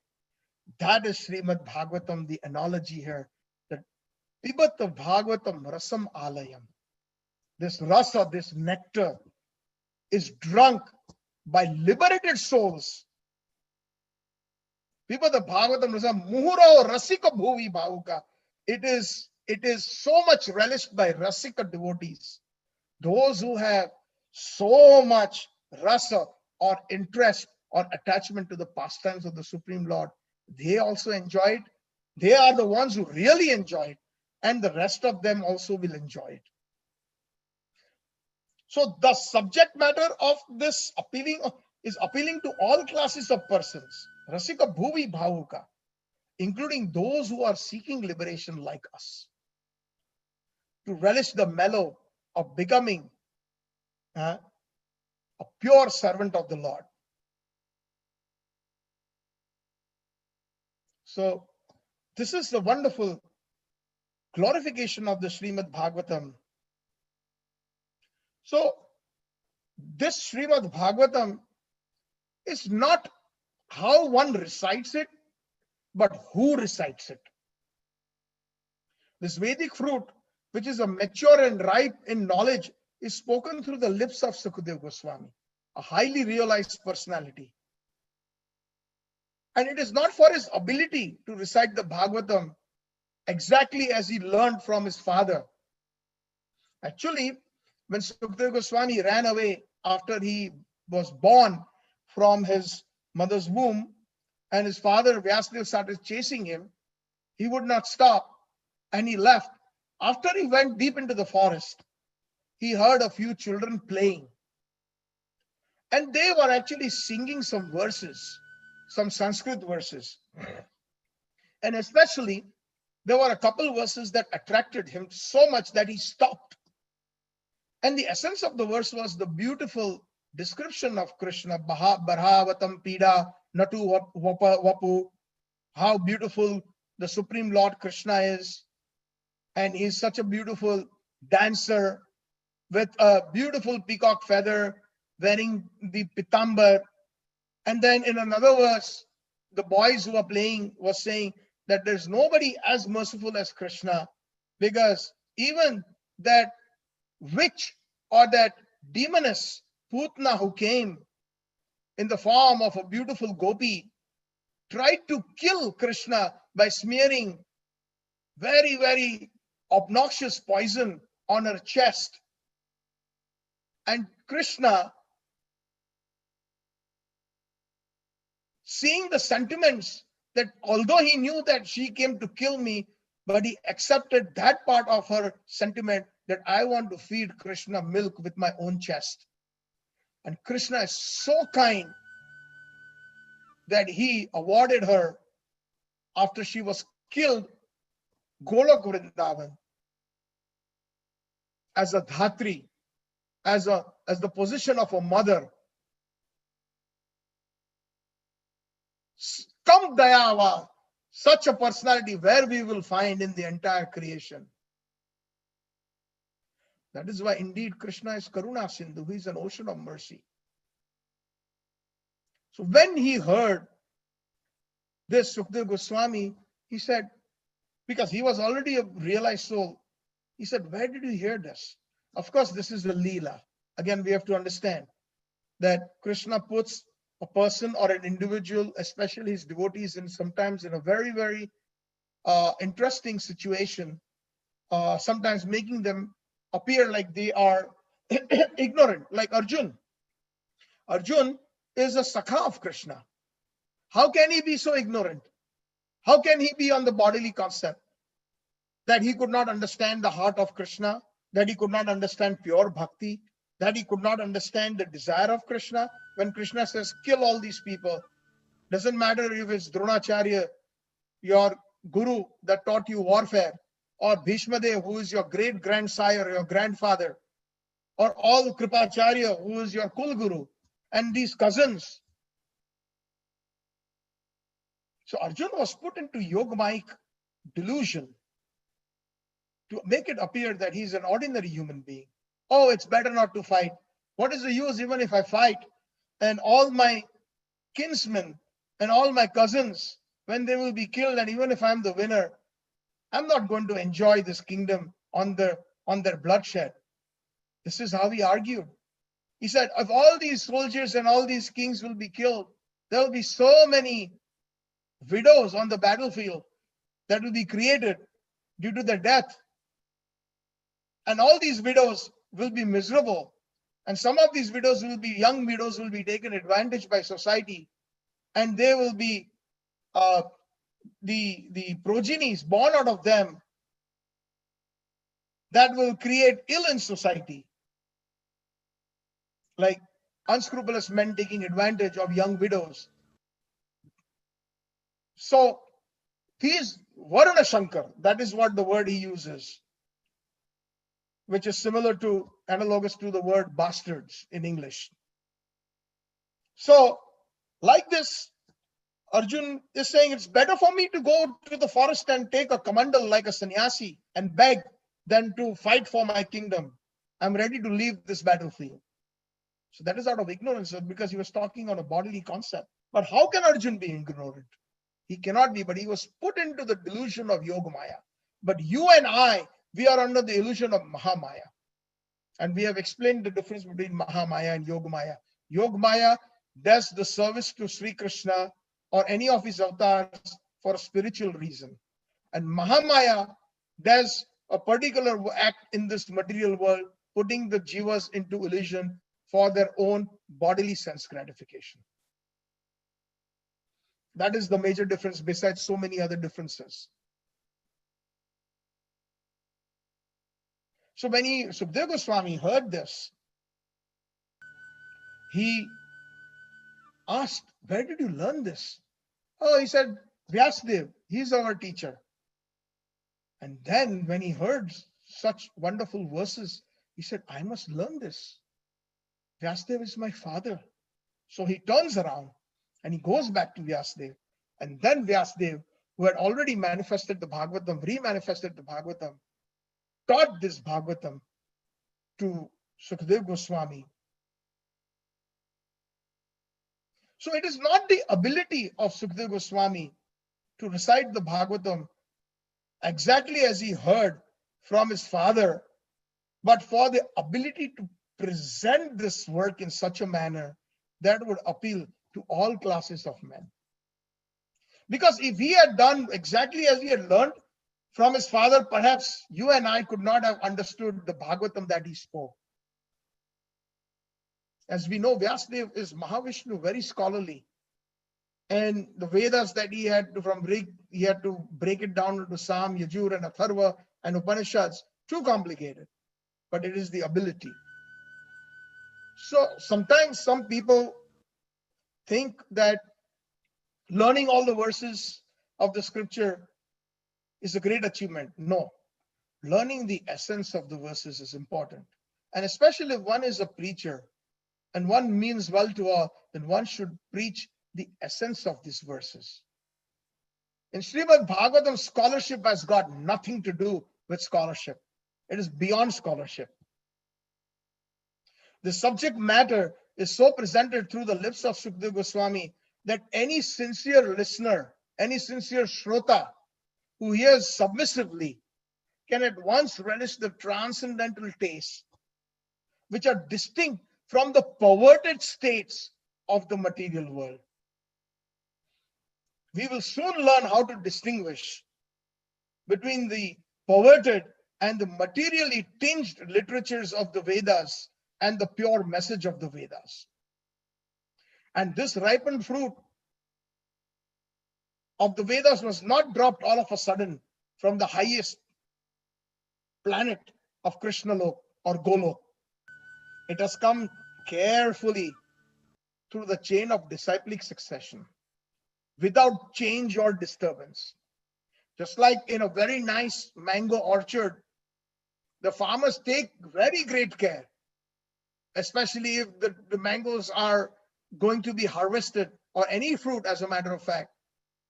A good farmer will handpick them and carefully pass it on to the next person who is helping, and the next person and next person, and it is packed very nicely and carefully so that the end consumer will receive that fruit as it is, as it was in the farm. Please try to understand this analogy here.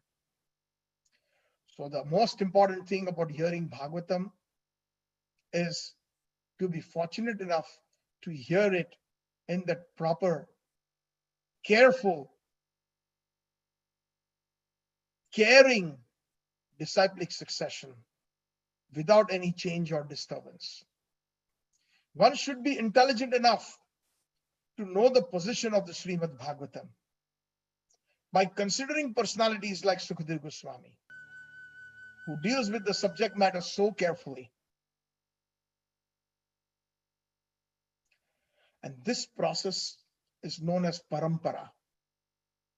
This process of disciplic succession of the Bhagavad school or Bhagavad parampara suggests that in the future also, Srimad Bhagavatam has to be understood from a person who is factually a representative of Sukadeva Goswami. And Srila Prabhupada is the perfect representative of Sukadeva Goswami. We can see how meticulously 18,000 verses of the Srimad Bhagavatam, word to word translation, and then his Bhaktivedanta purports. Why did I name this group Bhaktivedanta Bhagavatam group? Please try to understand the meaning of the word Bhaktivedanta.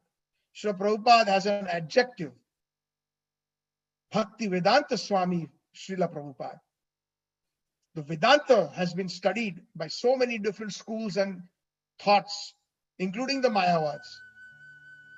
But those who study the Vedanta and the Vedanta's cream or the Vedanta's actual commentary being Srimad Bhagavatam from the perspective of bhakti, they are called Bhaktivedantists.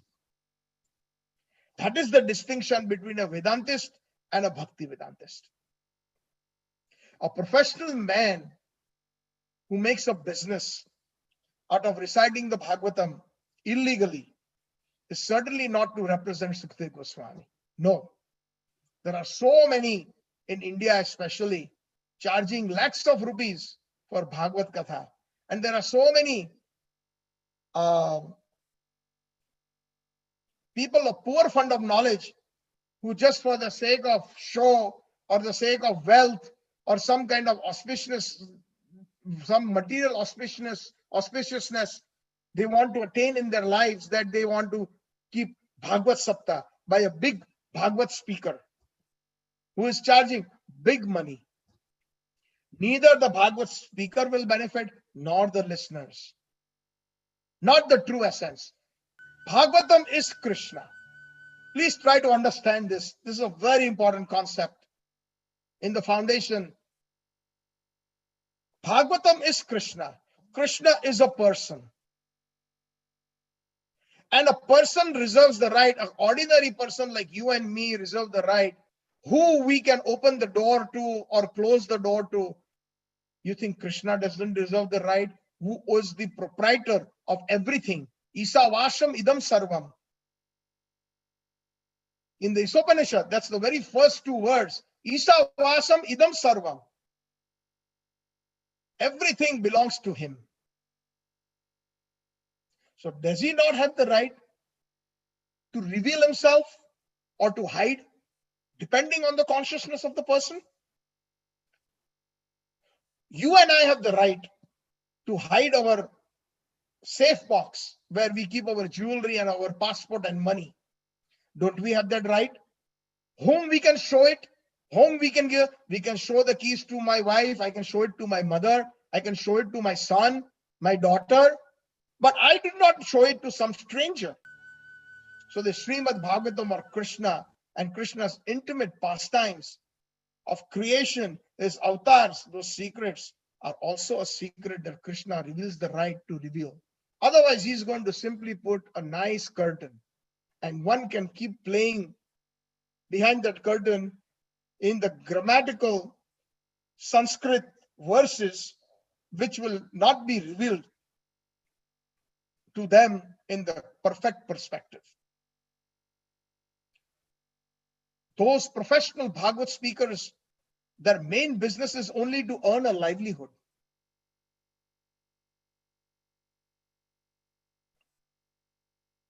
My good friend, Dr. Nandpran Prabhu from Vrindavan, when I am in Vrindavan in Kartik, we had the opportunity to hear from very good, non-professional, pure Bhagavad Katha speaker in the line of Raghunath Bhatta Goswami. And after the Bhagavad Katha, sometimes he would stand on his way home and try to dispel some queries and make some statements. One thing he revealed the other day when I was there, I think Dr. Nandpran was also there, that even in Vrindavan, there are so many professional speakers. And sometimes when I see them, they invite me because he's also a very, very well-known personality in some functions or some festivals. So he meets these professional speakers who have a very, very big name. And sometimes he revealed this. They tell me, Are Bhatji, when you speak Katha, at least charge 50,000, 1 lakh, 2 lakh rupees. Why aren't you doing that? You know, you are putting our business at risk by you not charging. See, this is the kind of people those professional speakers are. So see, they are not representatives of the Bhagavad school. The moment somebody even charges 1 penny, says that I will take so much to do this, It's a different story that when out of love, the speakers give the speaker something showing some Guru Dakshina. And a true speaker or a true Guru will never keep that money. Perhaps just to keep the body and soul together in a very simple life they will live. The rest of it, they will use it back in Krishna's service. Even if they get crores. But there are some big names in India. If they have to come to the US, to Canada, they need 5-star hotel, 5-star house. One big speaker, he demanded the whole house be empty. Nobody should come in, only bring the tiffin, you wherever, even the house owner should leave and go stay somewhere else at their friend's house, and they should just supply the lunch and dinner. And then it is said, it was on YouTube recently, this is about 20 years ago or so in South Africa, he was caught with a woman in the middle of the night. What is the point? One can know all the shlokas by heart and be speaking on a big pulpit, but the moment they are offenders of Krishna, and anybody who offends somehow or the other, they will have to pay for their offenses. Their name, fame, pious activities, everything will be diminished or destroyed. Sometimes Krishna is very kind. He gives everybody a chance, but he is not a fool. Krishna's patience is great. He will give us a chance, like Shishupal. He kept on blaspheming 99 times. Krishna allowed that. Then he had to put a full stop to it. And that too, he will put a full stop for the well-being of that entity.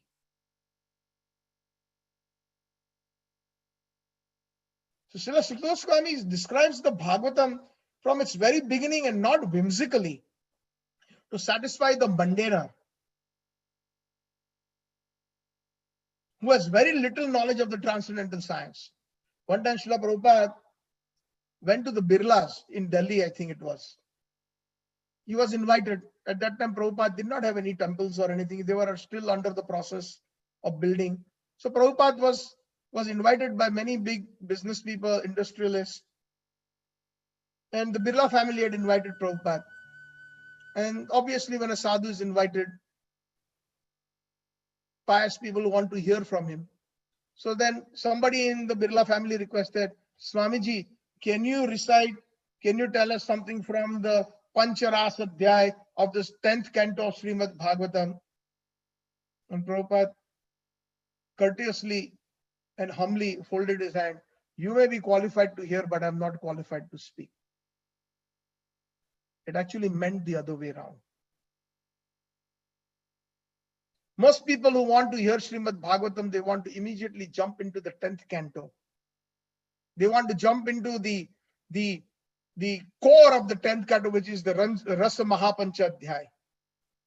And then they will make a statement sitting on the Vyaspit saying that when Krishna wound up his pastimes in Dwarka, the Dwarkavasis got drunk, Baldev Prabhu got drunk, Krishna's associates got drunk. They were in such a bad state that even their wives and the ladies in Dwarka were not safe. This is from a very big speaker of Ramayana, very famous in India. This was recently on the news.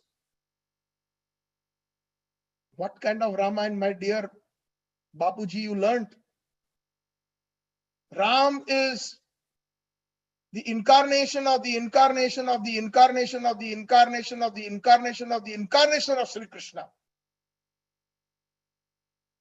And that Lord Ramachandra is going to be happy hearing that. That is why it is not advised. That is why it is said that Sukadeva Goswami described the Bhagavatam right from its very beginning, not whimsically to satisfy the mundaner.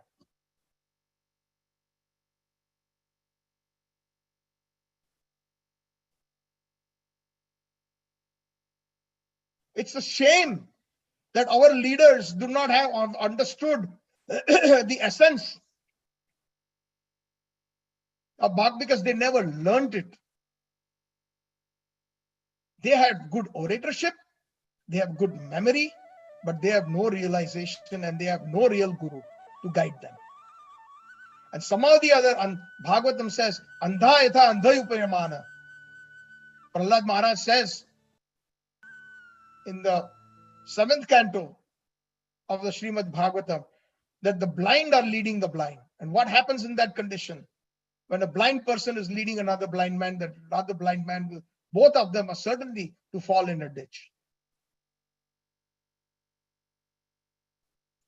Srimad Bhagavatam is so carefully presented that a sincere person, a serious person, can at once enjoy the ripened fruit of Vedic knowledge simply by drinking the nectarian, drava, juice through the mouth of Sukadeva Goswami or his bona fide representative. That's why Chaitanya Mahaprabhu said, Bhagavat suno, Bhagavat sthani. One should hear the scripture, Bhagavat, or any scripture. Bhagavat is what? The original and authentic commentary of Vedanta Sutra. Vedanta Sutra is what? The essence of all the Vedas. So Bhagavat is what? It is scripture. So Bhagavat suno. Hear the scriptures. Bhagavat sthane. From one who has realized Bhagavat. Or a representative who is speaking it as it is. And we are fortunate to speak every word that is emanating, I can humbly say, from my mouth, is all by the mercy of our Gaudiya Acharyas, Srila Prabhupada and his sincere followers. Nothing that I have spoken, not one word is manufactured. And we can all do that. Let us dive deep into this bhakti, practice it, and share it with all. Chaitanya Mahaprabhu has said that. Bharat bhumite manusya janma hoilo ja. Jivan sharthak kari karo paropkar. Amar agya taro ei desh. Jare dakho tare kaho Krishna updesh. One who is born in Bharat Bhumi. Out of all these people in the world who are born outside, somehow some pious activity we have done that we were born in the holy land of Bharat. Bharat Bhumi the Manusha, especially getting a human form of life. Manusha Janma Hoilo Ja. Jivan Sharthak Kori. Please make our life, please, Mahaprabhu is instructing. It is his order. Make your life successful. Karo Paropkar. And then share it with others. Amar Agya. It is my order. Taro ei desh. Jare dakho tare kaho Krishna updesh. It is my order that you all make your life successful. And every moment you get, please speak about Krishna consciousness. Krishna Updesh. Jare dakho tare kaho Krishna Updesh. So thank you very much. I will stop here now. I will continue with the introduction and glorification of Srimad Bhagavatam before actually starting the verses of Srimad Bhagavatam. I appreciate all the Vaishnavas, the devotees listening very patiently. And by the mercy of Srila Prabhupada, Guruho, all the gurus, we can continue serving Srimad Bhagavatam.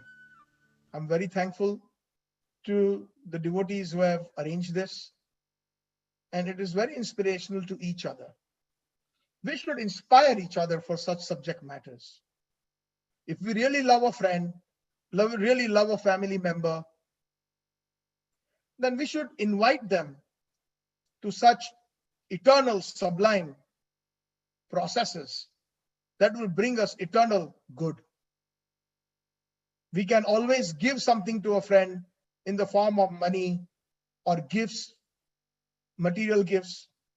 If they are in need, we can give them food, blanket, clothing, etc. But is it not a temporary solution? The highest gift we can give to all our well-wishers, to our love, people we love, is the gift of eternity. Satsang. Sat means eternal. Sat also means truth. Truth is eternal. And Srimad Bhagavatam is that satsang that only by the mercy of pure devotees it is really manifest, because he is Krishna. Hare Krishna. Srila Prabhupada ki jai. Ananta Koti Vaishnav Vrinda ki jai. Gaur Premanande. Hari Hari Bol. Gaur Premanande. Hari Hari Bol. So now I will request Anup Prabhu, if you have any announcements, and of course anybody has any questions or any comments, or we will try our best to shed light by the mercy of Guru Gauranga. Hare Krishna. Thank you, Satchidananda Prabhuji. As you said, Bhagavatam Katha is the ripened fruit of the Kalpataru, and we need a couple of lives to actually understand this. But as long as you will be speaking, we will definitely be listening to you. Speak a little louder, please, Prabhuji. We cannot hear you. Sorry. Come closer to your instrument. Yes. Thank you. What I said, I will repeat again. Thank you very much. As you said, it's a most ripened fruit of the Kalpataru. And we need a couple of lives to understand the Bhagavatam Katha completely. But as long as you will speak, I think we will listen to you. And if we get a drop of this Bhagavatam Katha inside us, then we'll be very fortunate. I will open this forum to everybody if they have any questions, and we will continue this every Sunday. So I will request everybody to come join us and invite others to join this Katha. Thank you very much, and it's open to everybody for questions. They can unmute themselves and ask any questions. But I will have one question, and I will ask you at the end. Hare Krishna. Thank you, Anup Prabhu. Thank you. I think Ramesh Dheer raised their hand. So you can unmute yourself and ask the question. Yes. Ramesh Dheer Prabhu, where are you? You have to press the unmute button. Raj Rishi Prabhu, are you there? You have your hand raised in the reaction. It was there from the beginning, I think. Okay. Yeah. Okay, we will wait for him. If anybody else has any comments or any questions, please go ahead.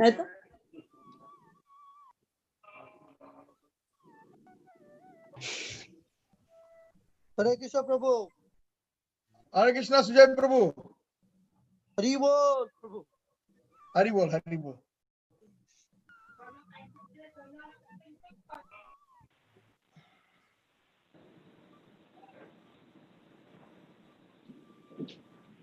Any questions or comments?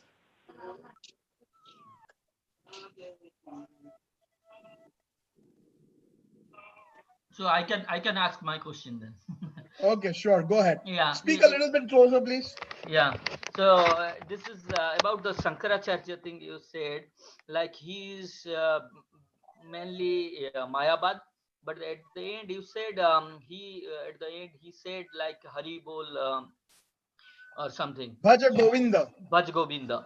So can you elaborate a little more on this, like how he was Mayabad and why he said Bhaj Govinda, and what is the link, and a little bit more on that?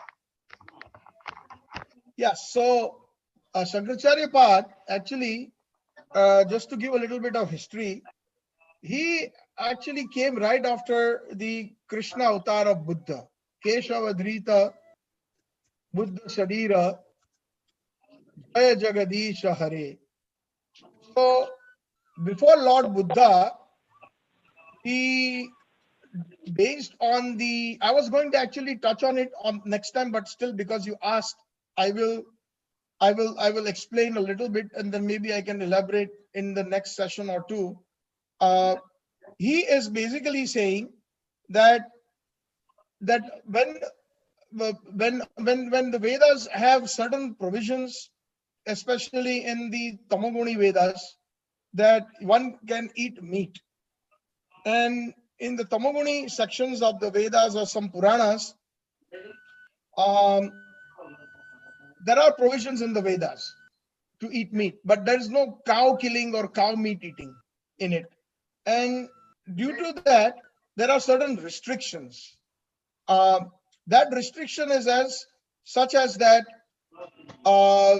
you can kill a goat or a cow on only Amawas nights, and then you have to say mantras in the ears of that animal and tell the animal that they are going to sacrifice, that now I'm killing you in this life, you have the right to kill me in the next life. So like that, when they follow all the rules of the Vedas and then they do the sacrifice, they will get some kind of a enlightenment or a better understanding that why am I killing this? In the next life, this animal will also kill me. So to a certain extent, they were following these rules, but then the rules of the Vedas were not followed, and they just said, in the Vedas said that we can kill animals, we can eat meat. So that meat eating became so rampant and it became so prominent that Krishna had to do something. And people were taking the excuse of the Vedas. So Krishna appeared as Lord Buddha, and Lord Buddha changed the entire philosophy. Lord Buddha, what he did is he said that ahimsa paro dharmo.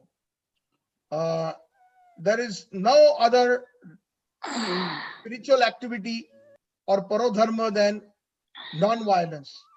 And if the Vedas are saying anywhere about killing animal and eating, etc., then we should reject the Vedas. Now this is Krishna himself saying to reject the Vedas in the form of Lord Buddha.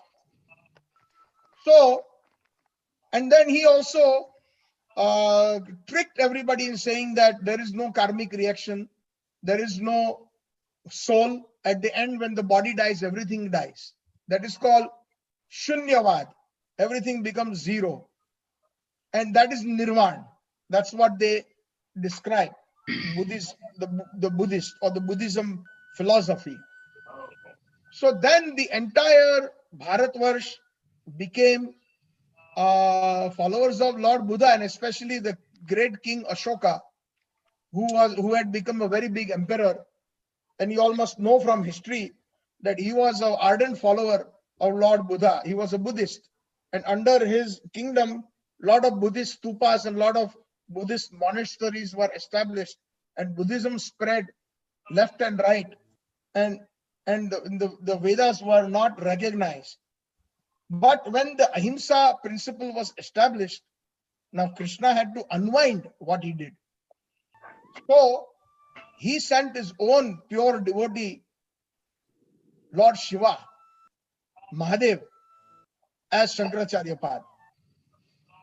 And he is the one, in order to re-establish the Vedas, he started propagating the Vedas in such a way, in very simple ways, because suddenly from no soul, no Paramatma, no form, if we were to suddenly preach the personalism or the form, then it would become very difficult for the people to understand. So he had to inject certain doses of the Vedas back into the system and establish that the Vedas are authentic. So that is the reason Shankaracharya Pad revealed the Vedas just enough so that the Vedas would be re-established. And he established it in such a way that everything is Brahman, which is true. Everything is Brahman, but that was mistaken as everything is a light or an energy. And that what became the goal of his followers. And there is no form, everything is nirgun. But again, the word nirgun, of course, Lord Shiva knows that it is bereft of any material guna or material qualities of tamos gun, rajogun, and satogun. That is the actual meaning of nirgun, which Shankaracharya Pad knew. But somehow or the other, for preaching purposes, he let it be for some time. But when it was the time for his death, when he had to wind up his pastimes, and when he had to leave his body, then he had to tell the essence of that to all his disciples, that look, in this stotram that he has, it's a very nice stotra, which is called he tells, "O fool, give up the thirst to amass wealth." He says, "Mood jahihi dhanagna trishnam kurusat buddhim manasi vitrishnam yalla base nija karoma pattam vetatim tena vinodaya chittam." O fool, he's telling his disciples, give up the thirst to amass wealth. Because through Vedas, the study of the Vedas, they started amassing a lot of wealth because of their scholarship. Devote your mind to the dispassion and thoughts of the real. And the real here means Sri Krishna, Govinda. Be content with what comes to you through actions performed by your own work. Here he is introducing Karma Yoga. Because suddenly Bhakti Yoga is a very high concept which these Mayavadis would not be able to understand. As a matter of fact, the Mayavadis, even today, they say that Bhakti Yoga is the most simple kindergarten. They say it the other way around. So in the beginning, Bhakti Yoga is good, but later on you have to give that up. But here, Shankaracharya Pad's Stuti, it says otherwise. So like that, he's saying that do not get drowned in delusion. He says, Nari stan bhara nabhi desham drishtva magna mohan vesham etan mamsha vasadi vikaram manasi vichintya varam varam. Do not get drowned in the delusion, in this illusion, infatuated with the modes of passion and lusty desires, by seeing a woman's raised chest and navel. These are nothing but the modification of flesh and fat, and like that, do not fail to remember again and again in your mind Govinda.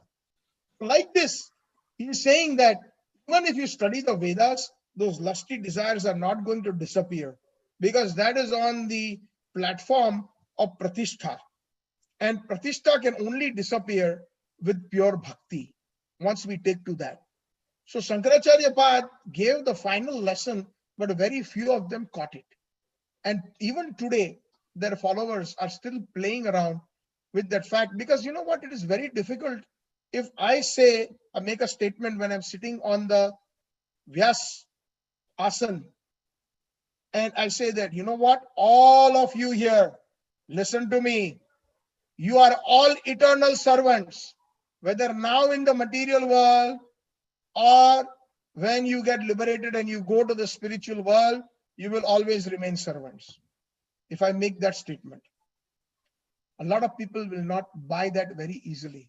But if I make this statement, Arey, my dear brothers and sisters, oh, my dear devotees, you don't know, Baba, you're Bhagavan, you are all one with God.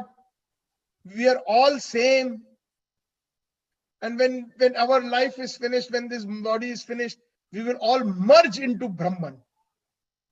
Now, this Brahman is a very complicated word in Sanskrit. Brahman means spiritual. Brahman means the spiritual sky. Brahman also means the Brahma Jyoti. It is a layer of bright light. It is an area between the material world and the spiritual world.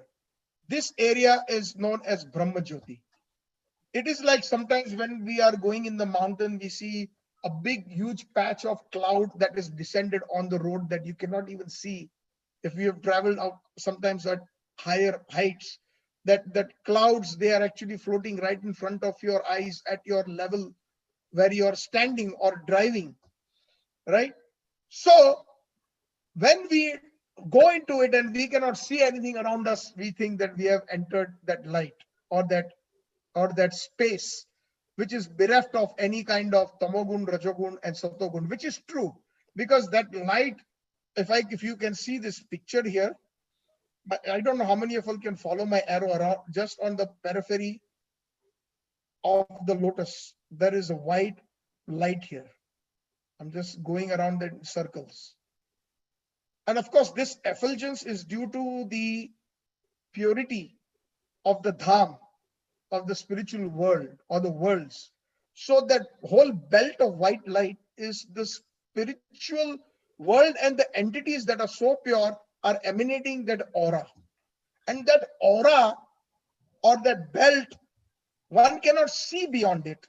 And if one says that I have achieved, for example, if you again follow my cursor, I am, I don't know, left or right, which one is what, but okay, wherever my this hand is, it is on my right side. So maybe when you're seeing me, it is on the left. Just follow the end of this hand here, right here. If somebody by any chance comes into this region, and if the light is so strong, they cannot actually see the actual Golok Dham. They cannot actually see the land, the trees, the devotees, Lord Krishna, Radharani, etc. They and the different uh, real objects because of the blinding of the light. Just like when we are driving in a very, very dark area at night and somebody puts a high beam, then we cannot even see the cars. And sometimes we have to kind of, shake our high beam thing so that please, put your dipper. Don't put that high beam. I cannot see anything. So similarly, the Mayavads and the Brahmavads enter that light zone due to their austerity. But because of their offenses, they are not able to see, they're not able to come and penetrate the zone of Brahma Jyoti and enter into the real Dham or enter into the real spiritual sky. So the point being that Shankaracharya Pad warned them that Govinda, Bhaja Govinda, he specifies, he doesn't say Bhaja Brahma, because he knows that Param Brahma is Govinda. Everything emanates from Govinda. Govindam Adi Purusham Tamaham Bhajami. Ishvara Parama Krishna. He is Paramishvara Sarva Karana Karanam. He is the cause of all the causes. So if one fails to understand that, then their understanding is half. Their understanding is incomplete. And sometimes what they do is, supposing if they have reached this region of this, if they have reached the region of the, if they have reached the region of the white light, follow my cursor again. And if they think that, this is the most highest point in the spiritual world, and if we advertise that because of our incomplete experience, then our followers will also think the same. So that Nirgun Brahman, that Jyoti, Brahma Jyoti, is that it is a real area, but it is not the full and complete realization. Just like the sun rays is partial realization, but if one wears some nice dark goggles, one can see that the sun is a sun globe. It is round, it is spherical. And if one uses some more better astronomical instruments, they can see that the sun is not only round, but there are flares and flares of gases that are creating that that amazing temperature of heat and light, that different inflammable gases are burning. And then those who have understood even further the Vedas, they describe that one who is capable of getting a special body, they can actually enter the sun globe, like people are entering this earth planet, or some of them are going to all these different space journeys, going out to certain objects that are floating in space, and they have to wear those special suits to protect their body and to protect the from the onslaught of the environment of either weightlessness and other things, or no, there's a lack of oxygen. So then they have to carry oxygen tanks on their back, etc. So they have to create an artificial environment. But in Krishna's, Prabhupada has mentioned in his books that all these planets are inhabited by different living entities. Just because we do not see that, it does not matter that it doesn't mean that they do not exist. They have been given special bodies by Krishna to weigh that environment, so that even there are certain, even if we know there are certain germs even here on this, that they do not easily die even in hot water or even in the fire, because they have a certain body that they have been given by Mother Nature. It will require very extreme high temperatures to kill them.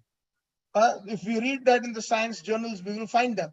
So similarly, those bodies are there for those atmas who want to go to the sun globe, and if they qualify, They can get those special bodies that will not actually burn them. They can, right now, even if the sun moves 1 degree closer to the earth, this earth will be devastated because of the high temperatures. But so can you imagine those personalities who are living in the sun? We have information that Krishna spoke the Bhagavad Gita to the sun god, the king. His name is Vivaswan.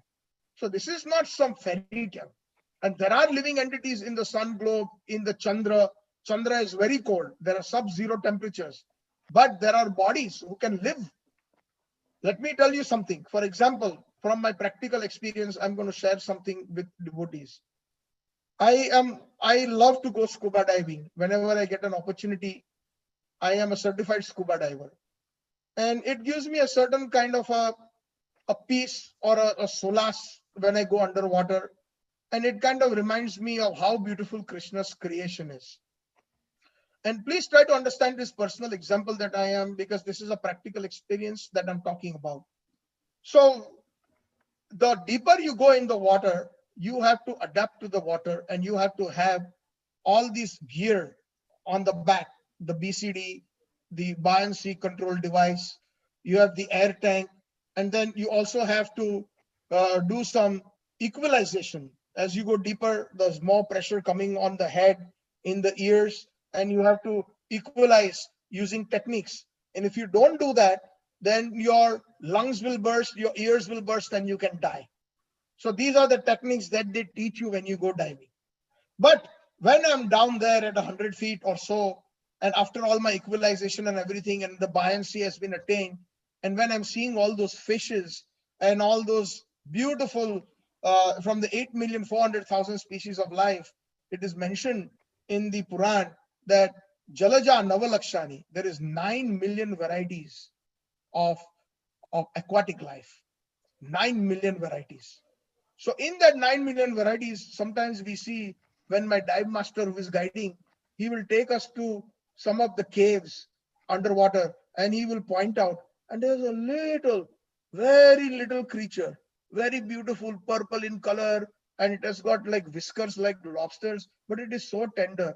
And I'm just wondering at that time, and later on I'm reflecting, a person like me or human beings, we have to use all this artificial equipment to go underwater, do equalization, because the more you sink underwater, all the water that is above you has got a lot of weight. The weight keeps increasing. The weight of the water keeps increasing the more you go deeper, because there is more weight on you, on the body. The pressure all over the body keeps increasing. And what about these little creatures? Some of these little creatures are on the bed of the ocean, that are thousands of feet deep, that even man cannot go. They only send some special aquatic submarines to do the oceanography, or the ocean study of the oceans, etc. So they find that life, even at this depth, 4,000 feet, 5,000 feet, there is life there. How is it surviving? So that from that it shows what Prabhupada had said years ago that I had read. I practically experienced it when I went underwater diving.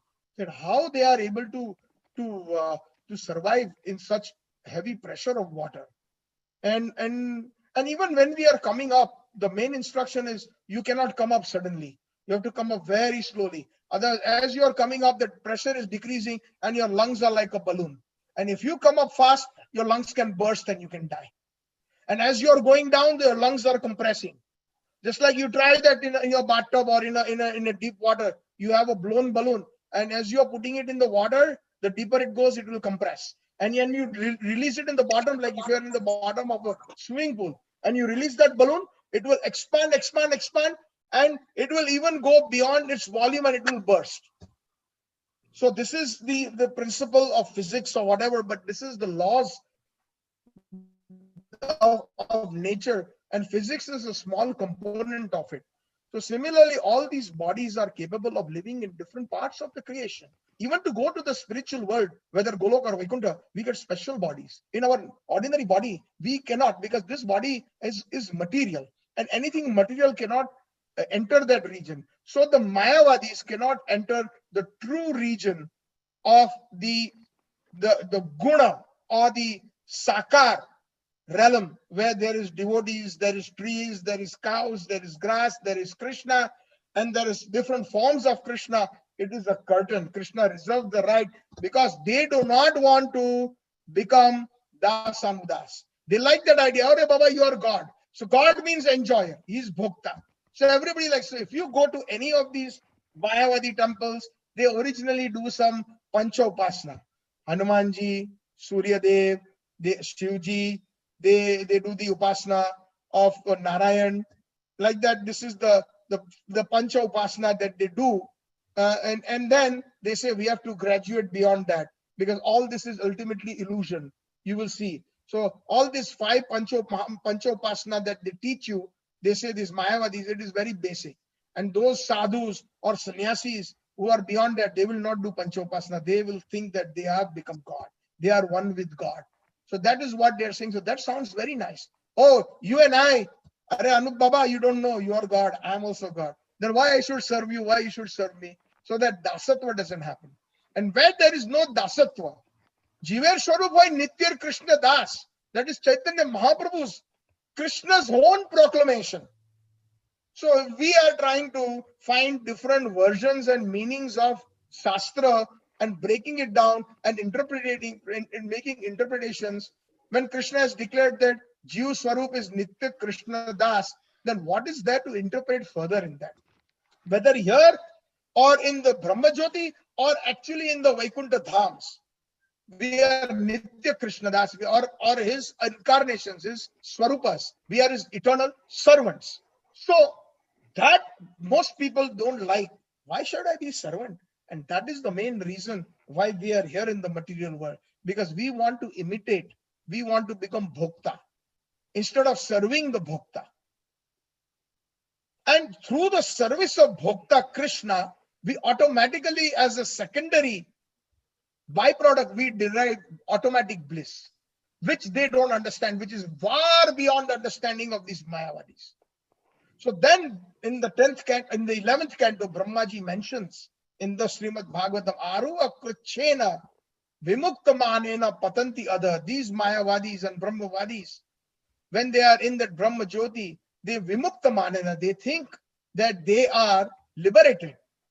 But Patanti Adha, they fall down from the realm and they come back to this material planet Earth. And Prabhupada mentions in his purports, then they go into many philanthropic works of material nature, of building school, colleges, hospitals, etc., thinking that to be the highest. But stopping, the Vaishnavas say, stopping somebody from going to the hospital, from getting disease, from getting hunger, stopping the pangs of birth, old age, and disease and death is the highest service to mankind. And which Srimad Bhagavatam and sublime scriptures preach, which they do not accept.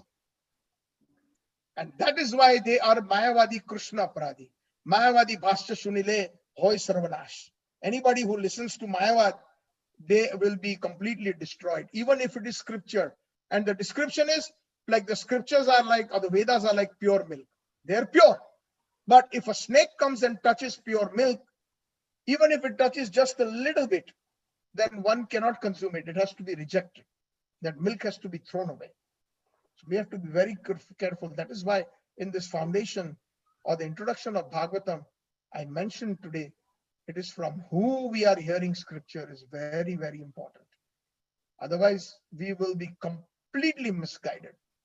Our entire existence will be destroyed in the sense that we will be committing spiritual suicide. And perhaps we may have to wait. God knows, Krishna knows how many millenniums after millenniums before Mahaprabhu or some great personality that Mahaprabhu sends or Krishna sends, who have the capability to even convert Mayavadis to Vaishnavas, convert the Mayavadi concept and understanding of the Shastra into the proper. Like in Jagannath Puri, Sarvavadacharya, who was the main Brahmin of King Prataprudra, he was a Mayavad, he was a Brahmavad. He had no proper understanding of the Shastras, but when Chaitanya Mahaprabhu came into Puri and he was dancing in front of Lord Jagannath, and he swooned, he fainted. And then when he saw Sarvavadacharya that this is from my sampradaya, he's taken sannyas in the Bharati sampradaya. Take him to my home. And every morning, Sarvabhaumacharya used to go take darshan of Lord Jagannath. And even then, Lord Jagannath did not reveal his true form to him of Vraj or anything like that. Such a scholar of the Vedas. So the Vedas, studying the Vedas has no bearing in understanding pure bhakti. Every day he used to go with a lot of disciples. And then when he saw Mahaprabhu fainting there, chanting, dancing, and then fainting, he said, pick him up and bring him to my house. He seems to be a very young boy. He has not learned Vedanta. He should hear from me. And then he sat when Mahaprabhu, he sprinkled water and woke him up. And Chaitanya Mahaprabhu says, Are Baba, you are from my sampradaya. It doesn't suit you to dance and chant like this. Have you learned Vedanta? Come sit, Baba. Sit with me and I will teach you. The great Sarvabhauma Bhattacharya, as the name indicates, Sarvabhauma, the entire world's Bhattacharya, the Brahman. And like that, Chaitanya Mahaprabhu, giving him the respect of a grandfatherly figure, he said, yes, I will listen to Vedanta from you. And Mahaprabhu listens to Vedanta from him 7 days without speaking a single word. Patiently listening to all the explanations he's giving of the Vedas, the conclusion of the Vedanta Sutra. And then Sarvabhauma Bhattacharya says, Are Baba, I've been speaking 7 days, but not a single word you have spoken. Have you understood what I have understood? How will I understand that you have understood? Say something. So then Chaitanya Mahaprabhu, when he was ordered to say something, he said, no, what you said is okay. He said, just okay? I am Sarvabhauma Bhattacharya. Look at how many you are fortunate that you are studying directly under me. Otherwise, there are so many people studying under my students. Yes, but Bhattacharya Pad, you said such and such a thing in one composition. And that is, I beg to differ on it. Oh, so you know better than me. Explain. Explain. Come on, explain. And then Chaitanya Mahaprabhu starts explaining one particular word only, Atmaram, which Sarvabhauma Bhattacharya had explained based on his Vedantic knowledge. And Chaitanya Mahaprabhu explained the meaning of Atmaram. And then he was flabbergasted. Huh? All his scholarship, all his name. And then Mahaprabhu did one special kripa on Sarvabhauma Bhattacharya. He showed his real form as Krishna, as incarnation of Lord Ramachandra, and the present sannyas form. There's the Chadabuj, 6 arms. Ramchandra Bhagavan having one with bow and one with arrow. The sannyasi having one danda and one kamandal or the begging pot. And Sri Krishna with the Sudarshan Chakra and his lotus, Padma. Like that, he showed the 6 arms. And Sarvabhauma Bhattacharya accepted. Oh, how fortunate I am. And then he became a pure Vaishnava, and then he composed everything they did learn from the Vedanta. He saw that from a different lens. He picked up the lens of pure bhakti, and the same verses that he understood based on the Vedanta, that Sanskrit, once he wore the lens given by Mahaprabhu, he understood. Oh, this is the meaning of this word. This is the meaning of this word. This is the meaning of this word. Although grammatically he was correct even in his prior interpretations. So that is the point, that once we take to Mayavadism and those concepts, we are playing very bad, what you call, spiritual suicide game. And then we don't know how long it will take for us to come back to the proper understanding. Because this thoughts and knowledge will go with us when we die in our subtle body. It is just not limited to this body. So that is why Mayavadi Bhashya Sunila Hoy Sarvanash. If we see a Mayavadi sannyasi, or if somebody is speaking about Nirgud Brahman, etc., Durata Dandvata Bhelo, Bhakati Vinoda Bhakata Charana Korisar. He says, I respect everyone because Paramatma is even in their hearts. And they have even taken sannyas order. So at least they have some vairagya better than this materialist. So I offer my dandvats to them. Dandvats are durata bhelo, but from far. But I'm not going to accept their philosophy. Bhakata Charan, Vaishnava Charan Korisar. I will accept the essence of what the Vaishnavas are giving. So I hope I was able to address Anup Prabhu. Yes, yes. You went much deeper into the thing. I understood everything now. So basically, Shankaracharya never spreaded anything like Mayabad. Some of his followers spread his concept, twisted concept, what is called Mayabad. Yes. Yeah. Correct. Shankaracharya, how he can do that? Impossible for him to do that. Yeah. Krishna himself rejected the Vedas, so he saw that I have to do something to re-establish them. So he gives the honors to Lord Shiva. He could have done that too. So many things Krishna can do. But Mahaprabhu could have done all this, but he left it for Rupa Goswami. He left it for Sanatana Goswami. He left it for A.C. Bhaktivedanta Swami Prabhupada. Prithvicha Adi Nagaradi Gram Sarvatra Hoibe Mor Nam Prachar. Chaitanya Mahaprabhu had already predicted that 532 years ago. That in every town and village my name will be spread. And he gave the honors to A.C. Bhaktivedanta Swami Prabhupada to spread the name of Krishna, Hare Krishna, all over the world. So he gave that honors to Lord Shiva. And how could Lord Shiva not understand that Lord Shiva is dancing with joy in Vrindavan, in all the parts of Braj, and he's constantly there to see his pastimes. And the pastimes can only be seen of a person. You cannot see the pastimes of something that is not visible, something that cannot be seen. What pastime you and I can describe? The best we can describe is supposing if I'm in front of you and if I disappear. If I disappear, I have covered the camera and I'm disappeared now. So what is the best you can describe? He disappeared. Nothing. No more.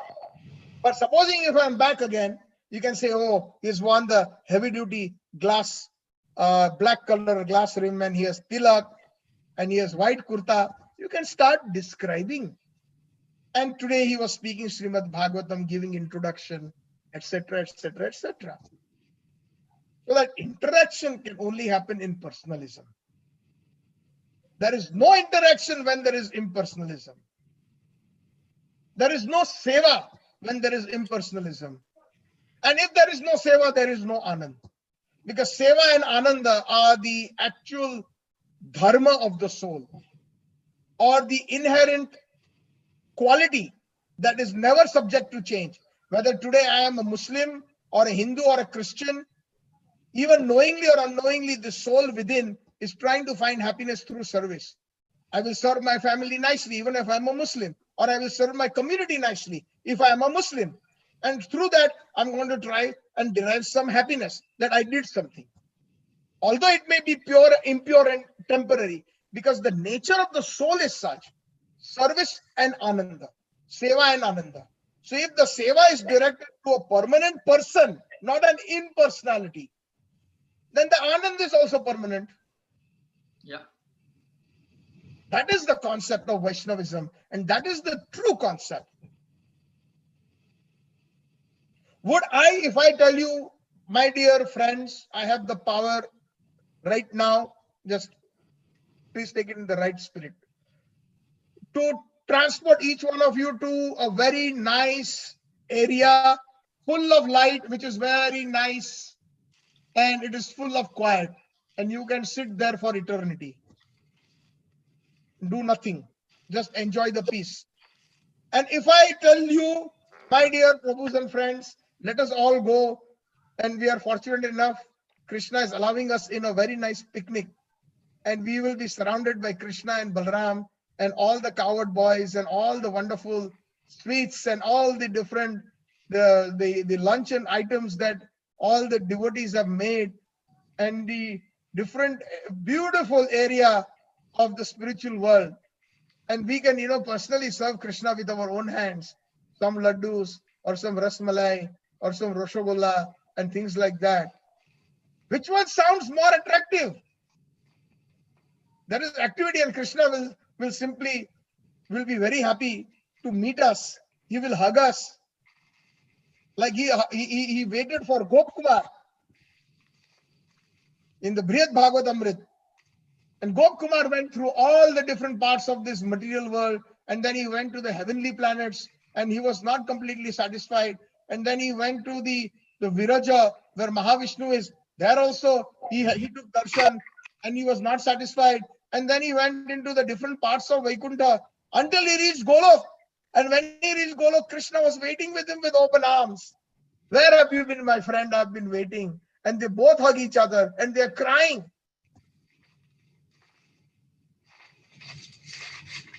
So last time I also mentioned, or sometime I had mentioned, what is our requirement? If our requirement is some solitary place where we can just sit there and enjoy the light, then the Nigama Kalpataro Galitam, the Nigama Kalpataro, the Vedic tree will give us that, which the Vedic tree, because the Mayavadis asked for that. So the Vedas gave them that. But if somebody went further and said, Arey Baba, I don't want 5 rupees, give me 50 lakhs. So the Vedas can give that. Giving a material example just so that we can understand the point. So Vedas are capable of giving the highest and the purest. But it has to be revealed. Otherwise, we will never understand it. We will be completely lost. That is what Srimad Bhagavatam is. We haven't even started. Moment we start, we will see how deep it is.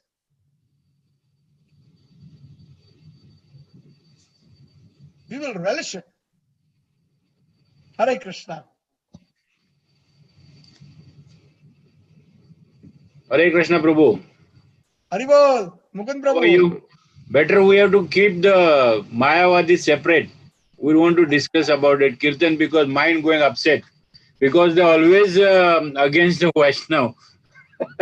Yes, yes. Actually, I have one small... That Mayavadi Bhasha Sudila Hoi Sarvanash. Sarvanash, you're right. I have, Prabhu, one question. The Yes. Suk Parrot ran away from Shankara and he went to Vyas Rishi's wife mouth. Yes. Shankar came to that home and returned, but Shankar also Tridev, so he know. So maybe it is a one type the God creation, because the Of course. God wanted to create the Bhagavatam and the people knows later. Am I right? Very good understanding. Yes, thank you very much. Yes. Otherwise, why will Shankar chase a parrot?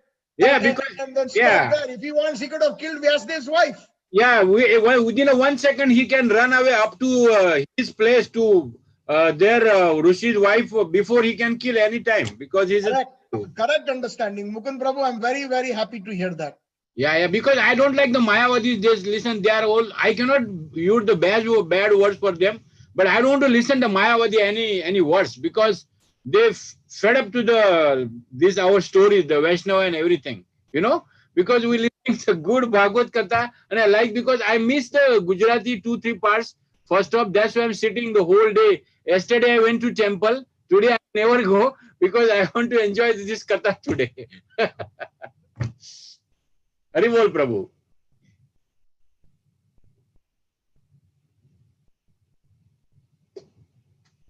Hello, maybe. Hare Krishna. Hare Krishna. We are all very fortunate to share with others, because our goal is not to make any money, or we are trying to build something and you come and give us $1,000 or give us this. No. We are not interested. Arre Baba, we are already interested in Bhagavatam, nothing else. You can give me the entire world, millions of dollars. I'm not going to give that up. Give Srimad Bhagavatam, the message of Srimad Bhagavat, for petty things. Absolutely. I may be very small. Maybe I don't know all the 18,000 verses of Srimad Bhagavatam. Maybe I cannot sing all that with a big orchestra. Maybe I don't have like 2 lakh people sitting in my pandal. But I'm fortunate. Dandavata Bhaktivedanta Swami Prabhupada for giving me this. Even if you are one person sitting here, I'm very fortunate that I'm able to share this pure message. Yeah, absolutely right. Words to words. Absolutely right there. I'm happy. Hare Krishna. Hare Krishna. Hare Krishna. So I see a few other devotees here. Ramesh Dhir Prabhu, Raj Rishi Prabhu, you had raised your hand earlier. Are you there still? You can unmute your mic and you can ask something if you want to, or say something.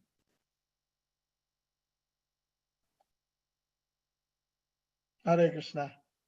Okay. Anybody else? Hare Krishna, Prabhu. Hare Hello. Krishna. This is regarding the Varna Sankara. I mean, the Mayavad and it's a big topic. So now I'm like switching the topic. What you said regarding the Varna Sankara. So just trying to understand in the present concept. Like I remember in chapter 1, Krishna said there are few verses relating to Varna Sankara. So say especially the Adharmo Bhibhavat Krishna Pradusyanti Kulastriyah Kulastriya. Suvashneya Jayate Varna Sankara Sankaro then Sankaro Narkaiva Kulagnana Kulascha Patanti Pitru Vesha Lupta Pindu. But Very nice. my question is in the present concept. So Varna Sankara, when we talk about Varna Sankara, is it the system of caste like Brahman, Kshatriya, Vaishya, Sudra, or because the concept was when Arjuna was asking when because of the consequence of war, thousands of men will be gone, and then the remaining women they might be impure and giving birth to Varna Sankaras. So what is that during the present concept, like present Sanatan's cultural thing, like Brahman, Kshatriya, Vaishya, Shudra, is it the same thing we need to understand, or it has a different implication? Varna Shankar means basically the four Varnas are there. The four Varnas, which is the Shudra, the Vaishya, Kshatriya, and Brahman, correct? So what happens is, due to the weakness that is created in the society due to widows, previously what used to happen is, there is a reason that Krishna says in the Bhagavad Gita, Chaturvarnyam Maya Srishtam Guna Karma Vibhagasha. These four Varnas and four ashrams were meant for the uplift of mankind, and it is my system. So generally speaking, somebody of a different Varna would not marry another Varna. They would not. It would be improper because the modes of material nature were different. Supposing a Brahman decided to marry a Shudra, then there would be no harmony because of the thinking and because of the activities that were built. Just like supposing there will be no compatibility. Even in common terms, let's say, for example, if a boy and a girl, they just get married because they are told to get married, it's possible that it will break into a divorce. It will turn into divorce because there is no compatibility or no chemistry. So similarly, these four Varnas and four ashrams have their own particular chemistry. And if somebody marries outside of that, now this will sound like a caste system, but it is not. See, that's the first thing that I want people to get out of their heads. It is a matter of compatibility. So if I say, and I will give a parallel example, that way this will become very clear. If I say that I am a doctor and I want to marry a doctor, then there is compatibility. Both the husband and wife understand what it takes to be a doctor. So supposing if his wife is a doctor and himself, he is of some other profession who is not in the medical field, as an example, try to understand the example.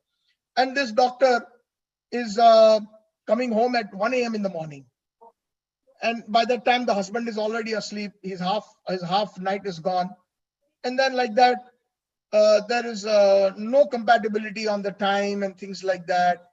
So then sometimes things can turn into words, and words can turn into fights, and then it will turn into a complete non-compatible situation. You understand what I'm saying?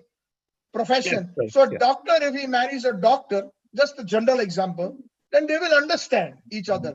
So even if the wife is coming at 1 a.m. in the morning, or the husband is coming at 1 a.m., he had an emergency operation and he had these extra rounds to do, and etc. So that is understandable. That is something that will be looked more upon in a positive light than in a negative light. So two doctors marrying each other is a great thing, as an example, or two lawyers marrying each other. Similarly, those of the same thinking or the same profession.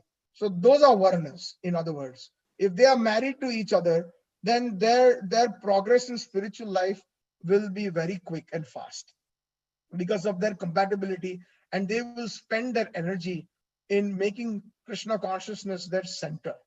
So the Shudra's job is to serve the other communities very nicely. And if a Shudra dies by doing so, by serving the Vaishnavas nicely, the Kshatriyas and the Brahmanas nicely, they have attained their perfection. It is not that the Shudra and Brahman, the Shudra will get a destination of hellish condition.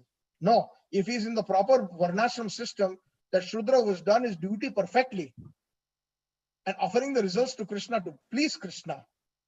And Krishna has defined that, okay, in the social order of life, these are the rules. And the Vaishya should be serving the Brahman and the sannyasis and the people who are in the renounced order very nicely, taking care of their needs. If a Vaishnava or a Brahmana or a brahmachari comes to your door, then it is the duty of the Vaishyas to feed them, to give them the dakshina, etc. So if the Vaishya does his job perfectly, then his result is also perfect, which is pleasing Krishna. So the first thing when we talk about this Shudra, Brahman, Kshatriya, Vaishya, a caste system comes in the mind and it goes haywire. So first thing we are, so just think about the compatibility, lawyer, doctor. So meeting of the minds. So Varna Shankar basically would mean that Varna, these Varnas, they would get mixed up because of lust. Supposing if a nice Kshatriya person, soldier's wife is so beautiful and she becomes a widow, and some Brahman gets attracted to her or some Shudra gets attracted to her, she's now not protected. And due to that interaction with her, they can produce a child that is a Kshatriya and a Shudra, or a Brahman and a Shudra.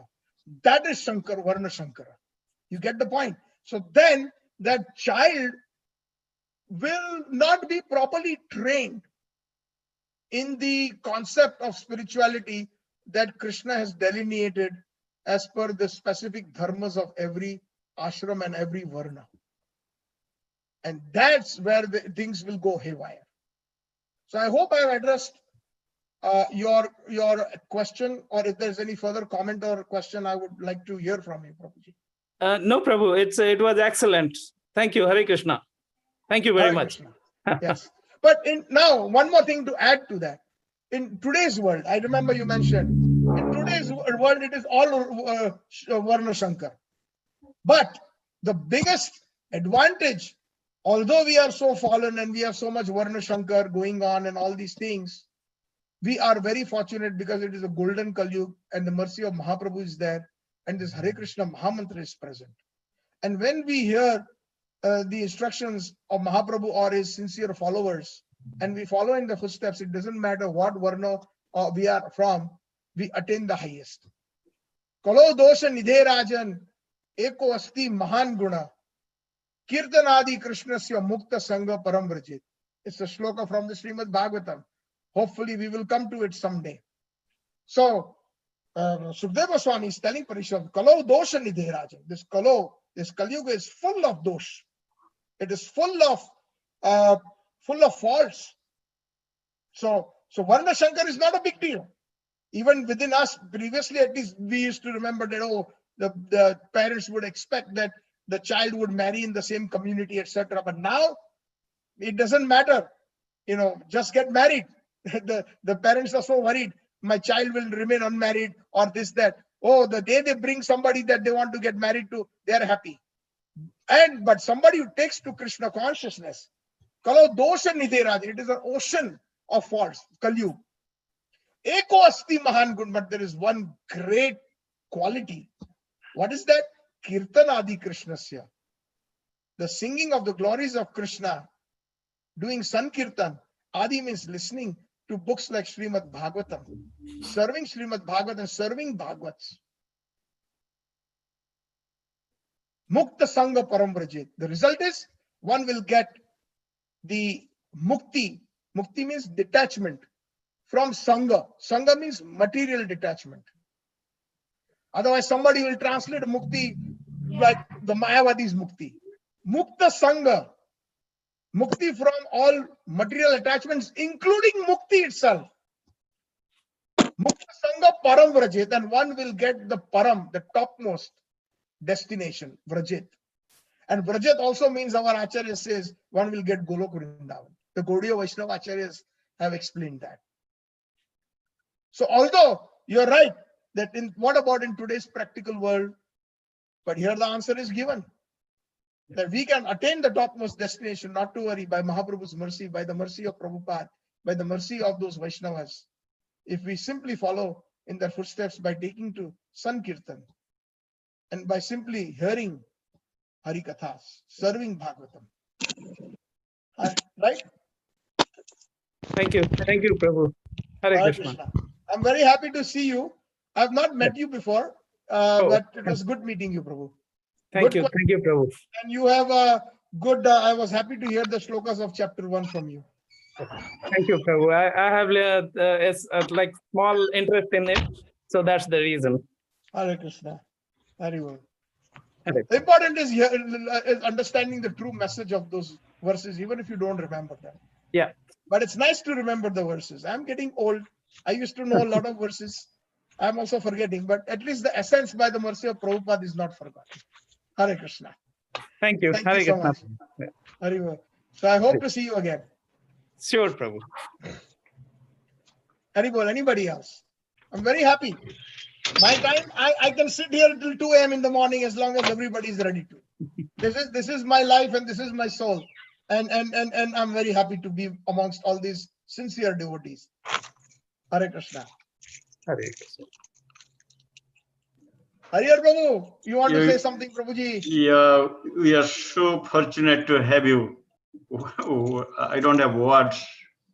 You're so great, so Hare Baba. so kind enough. Prabhupada is great.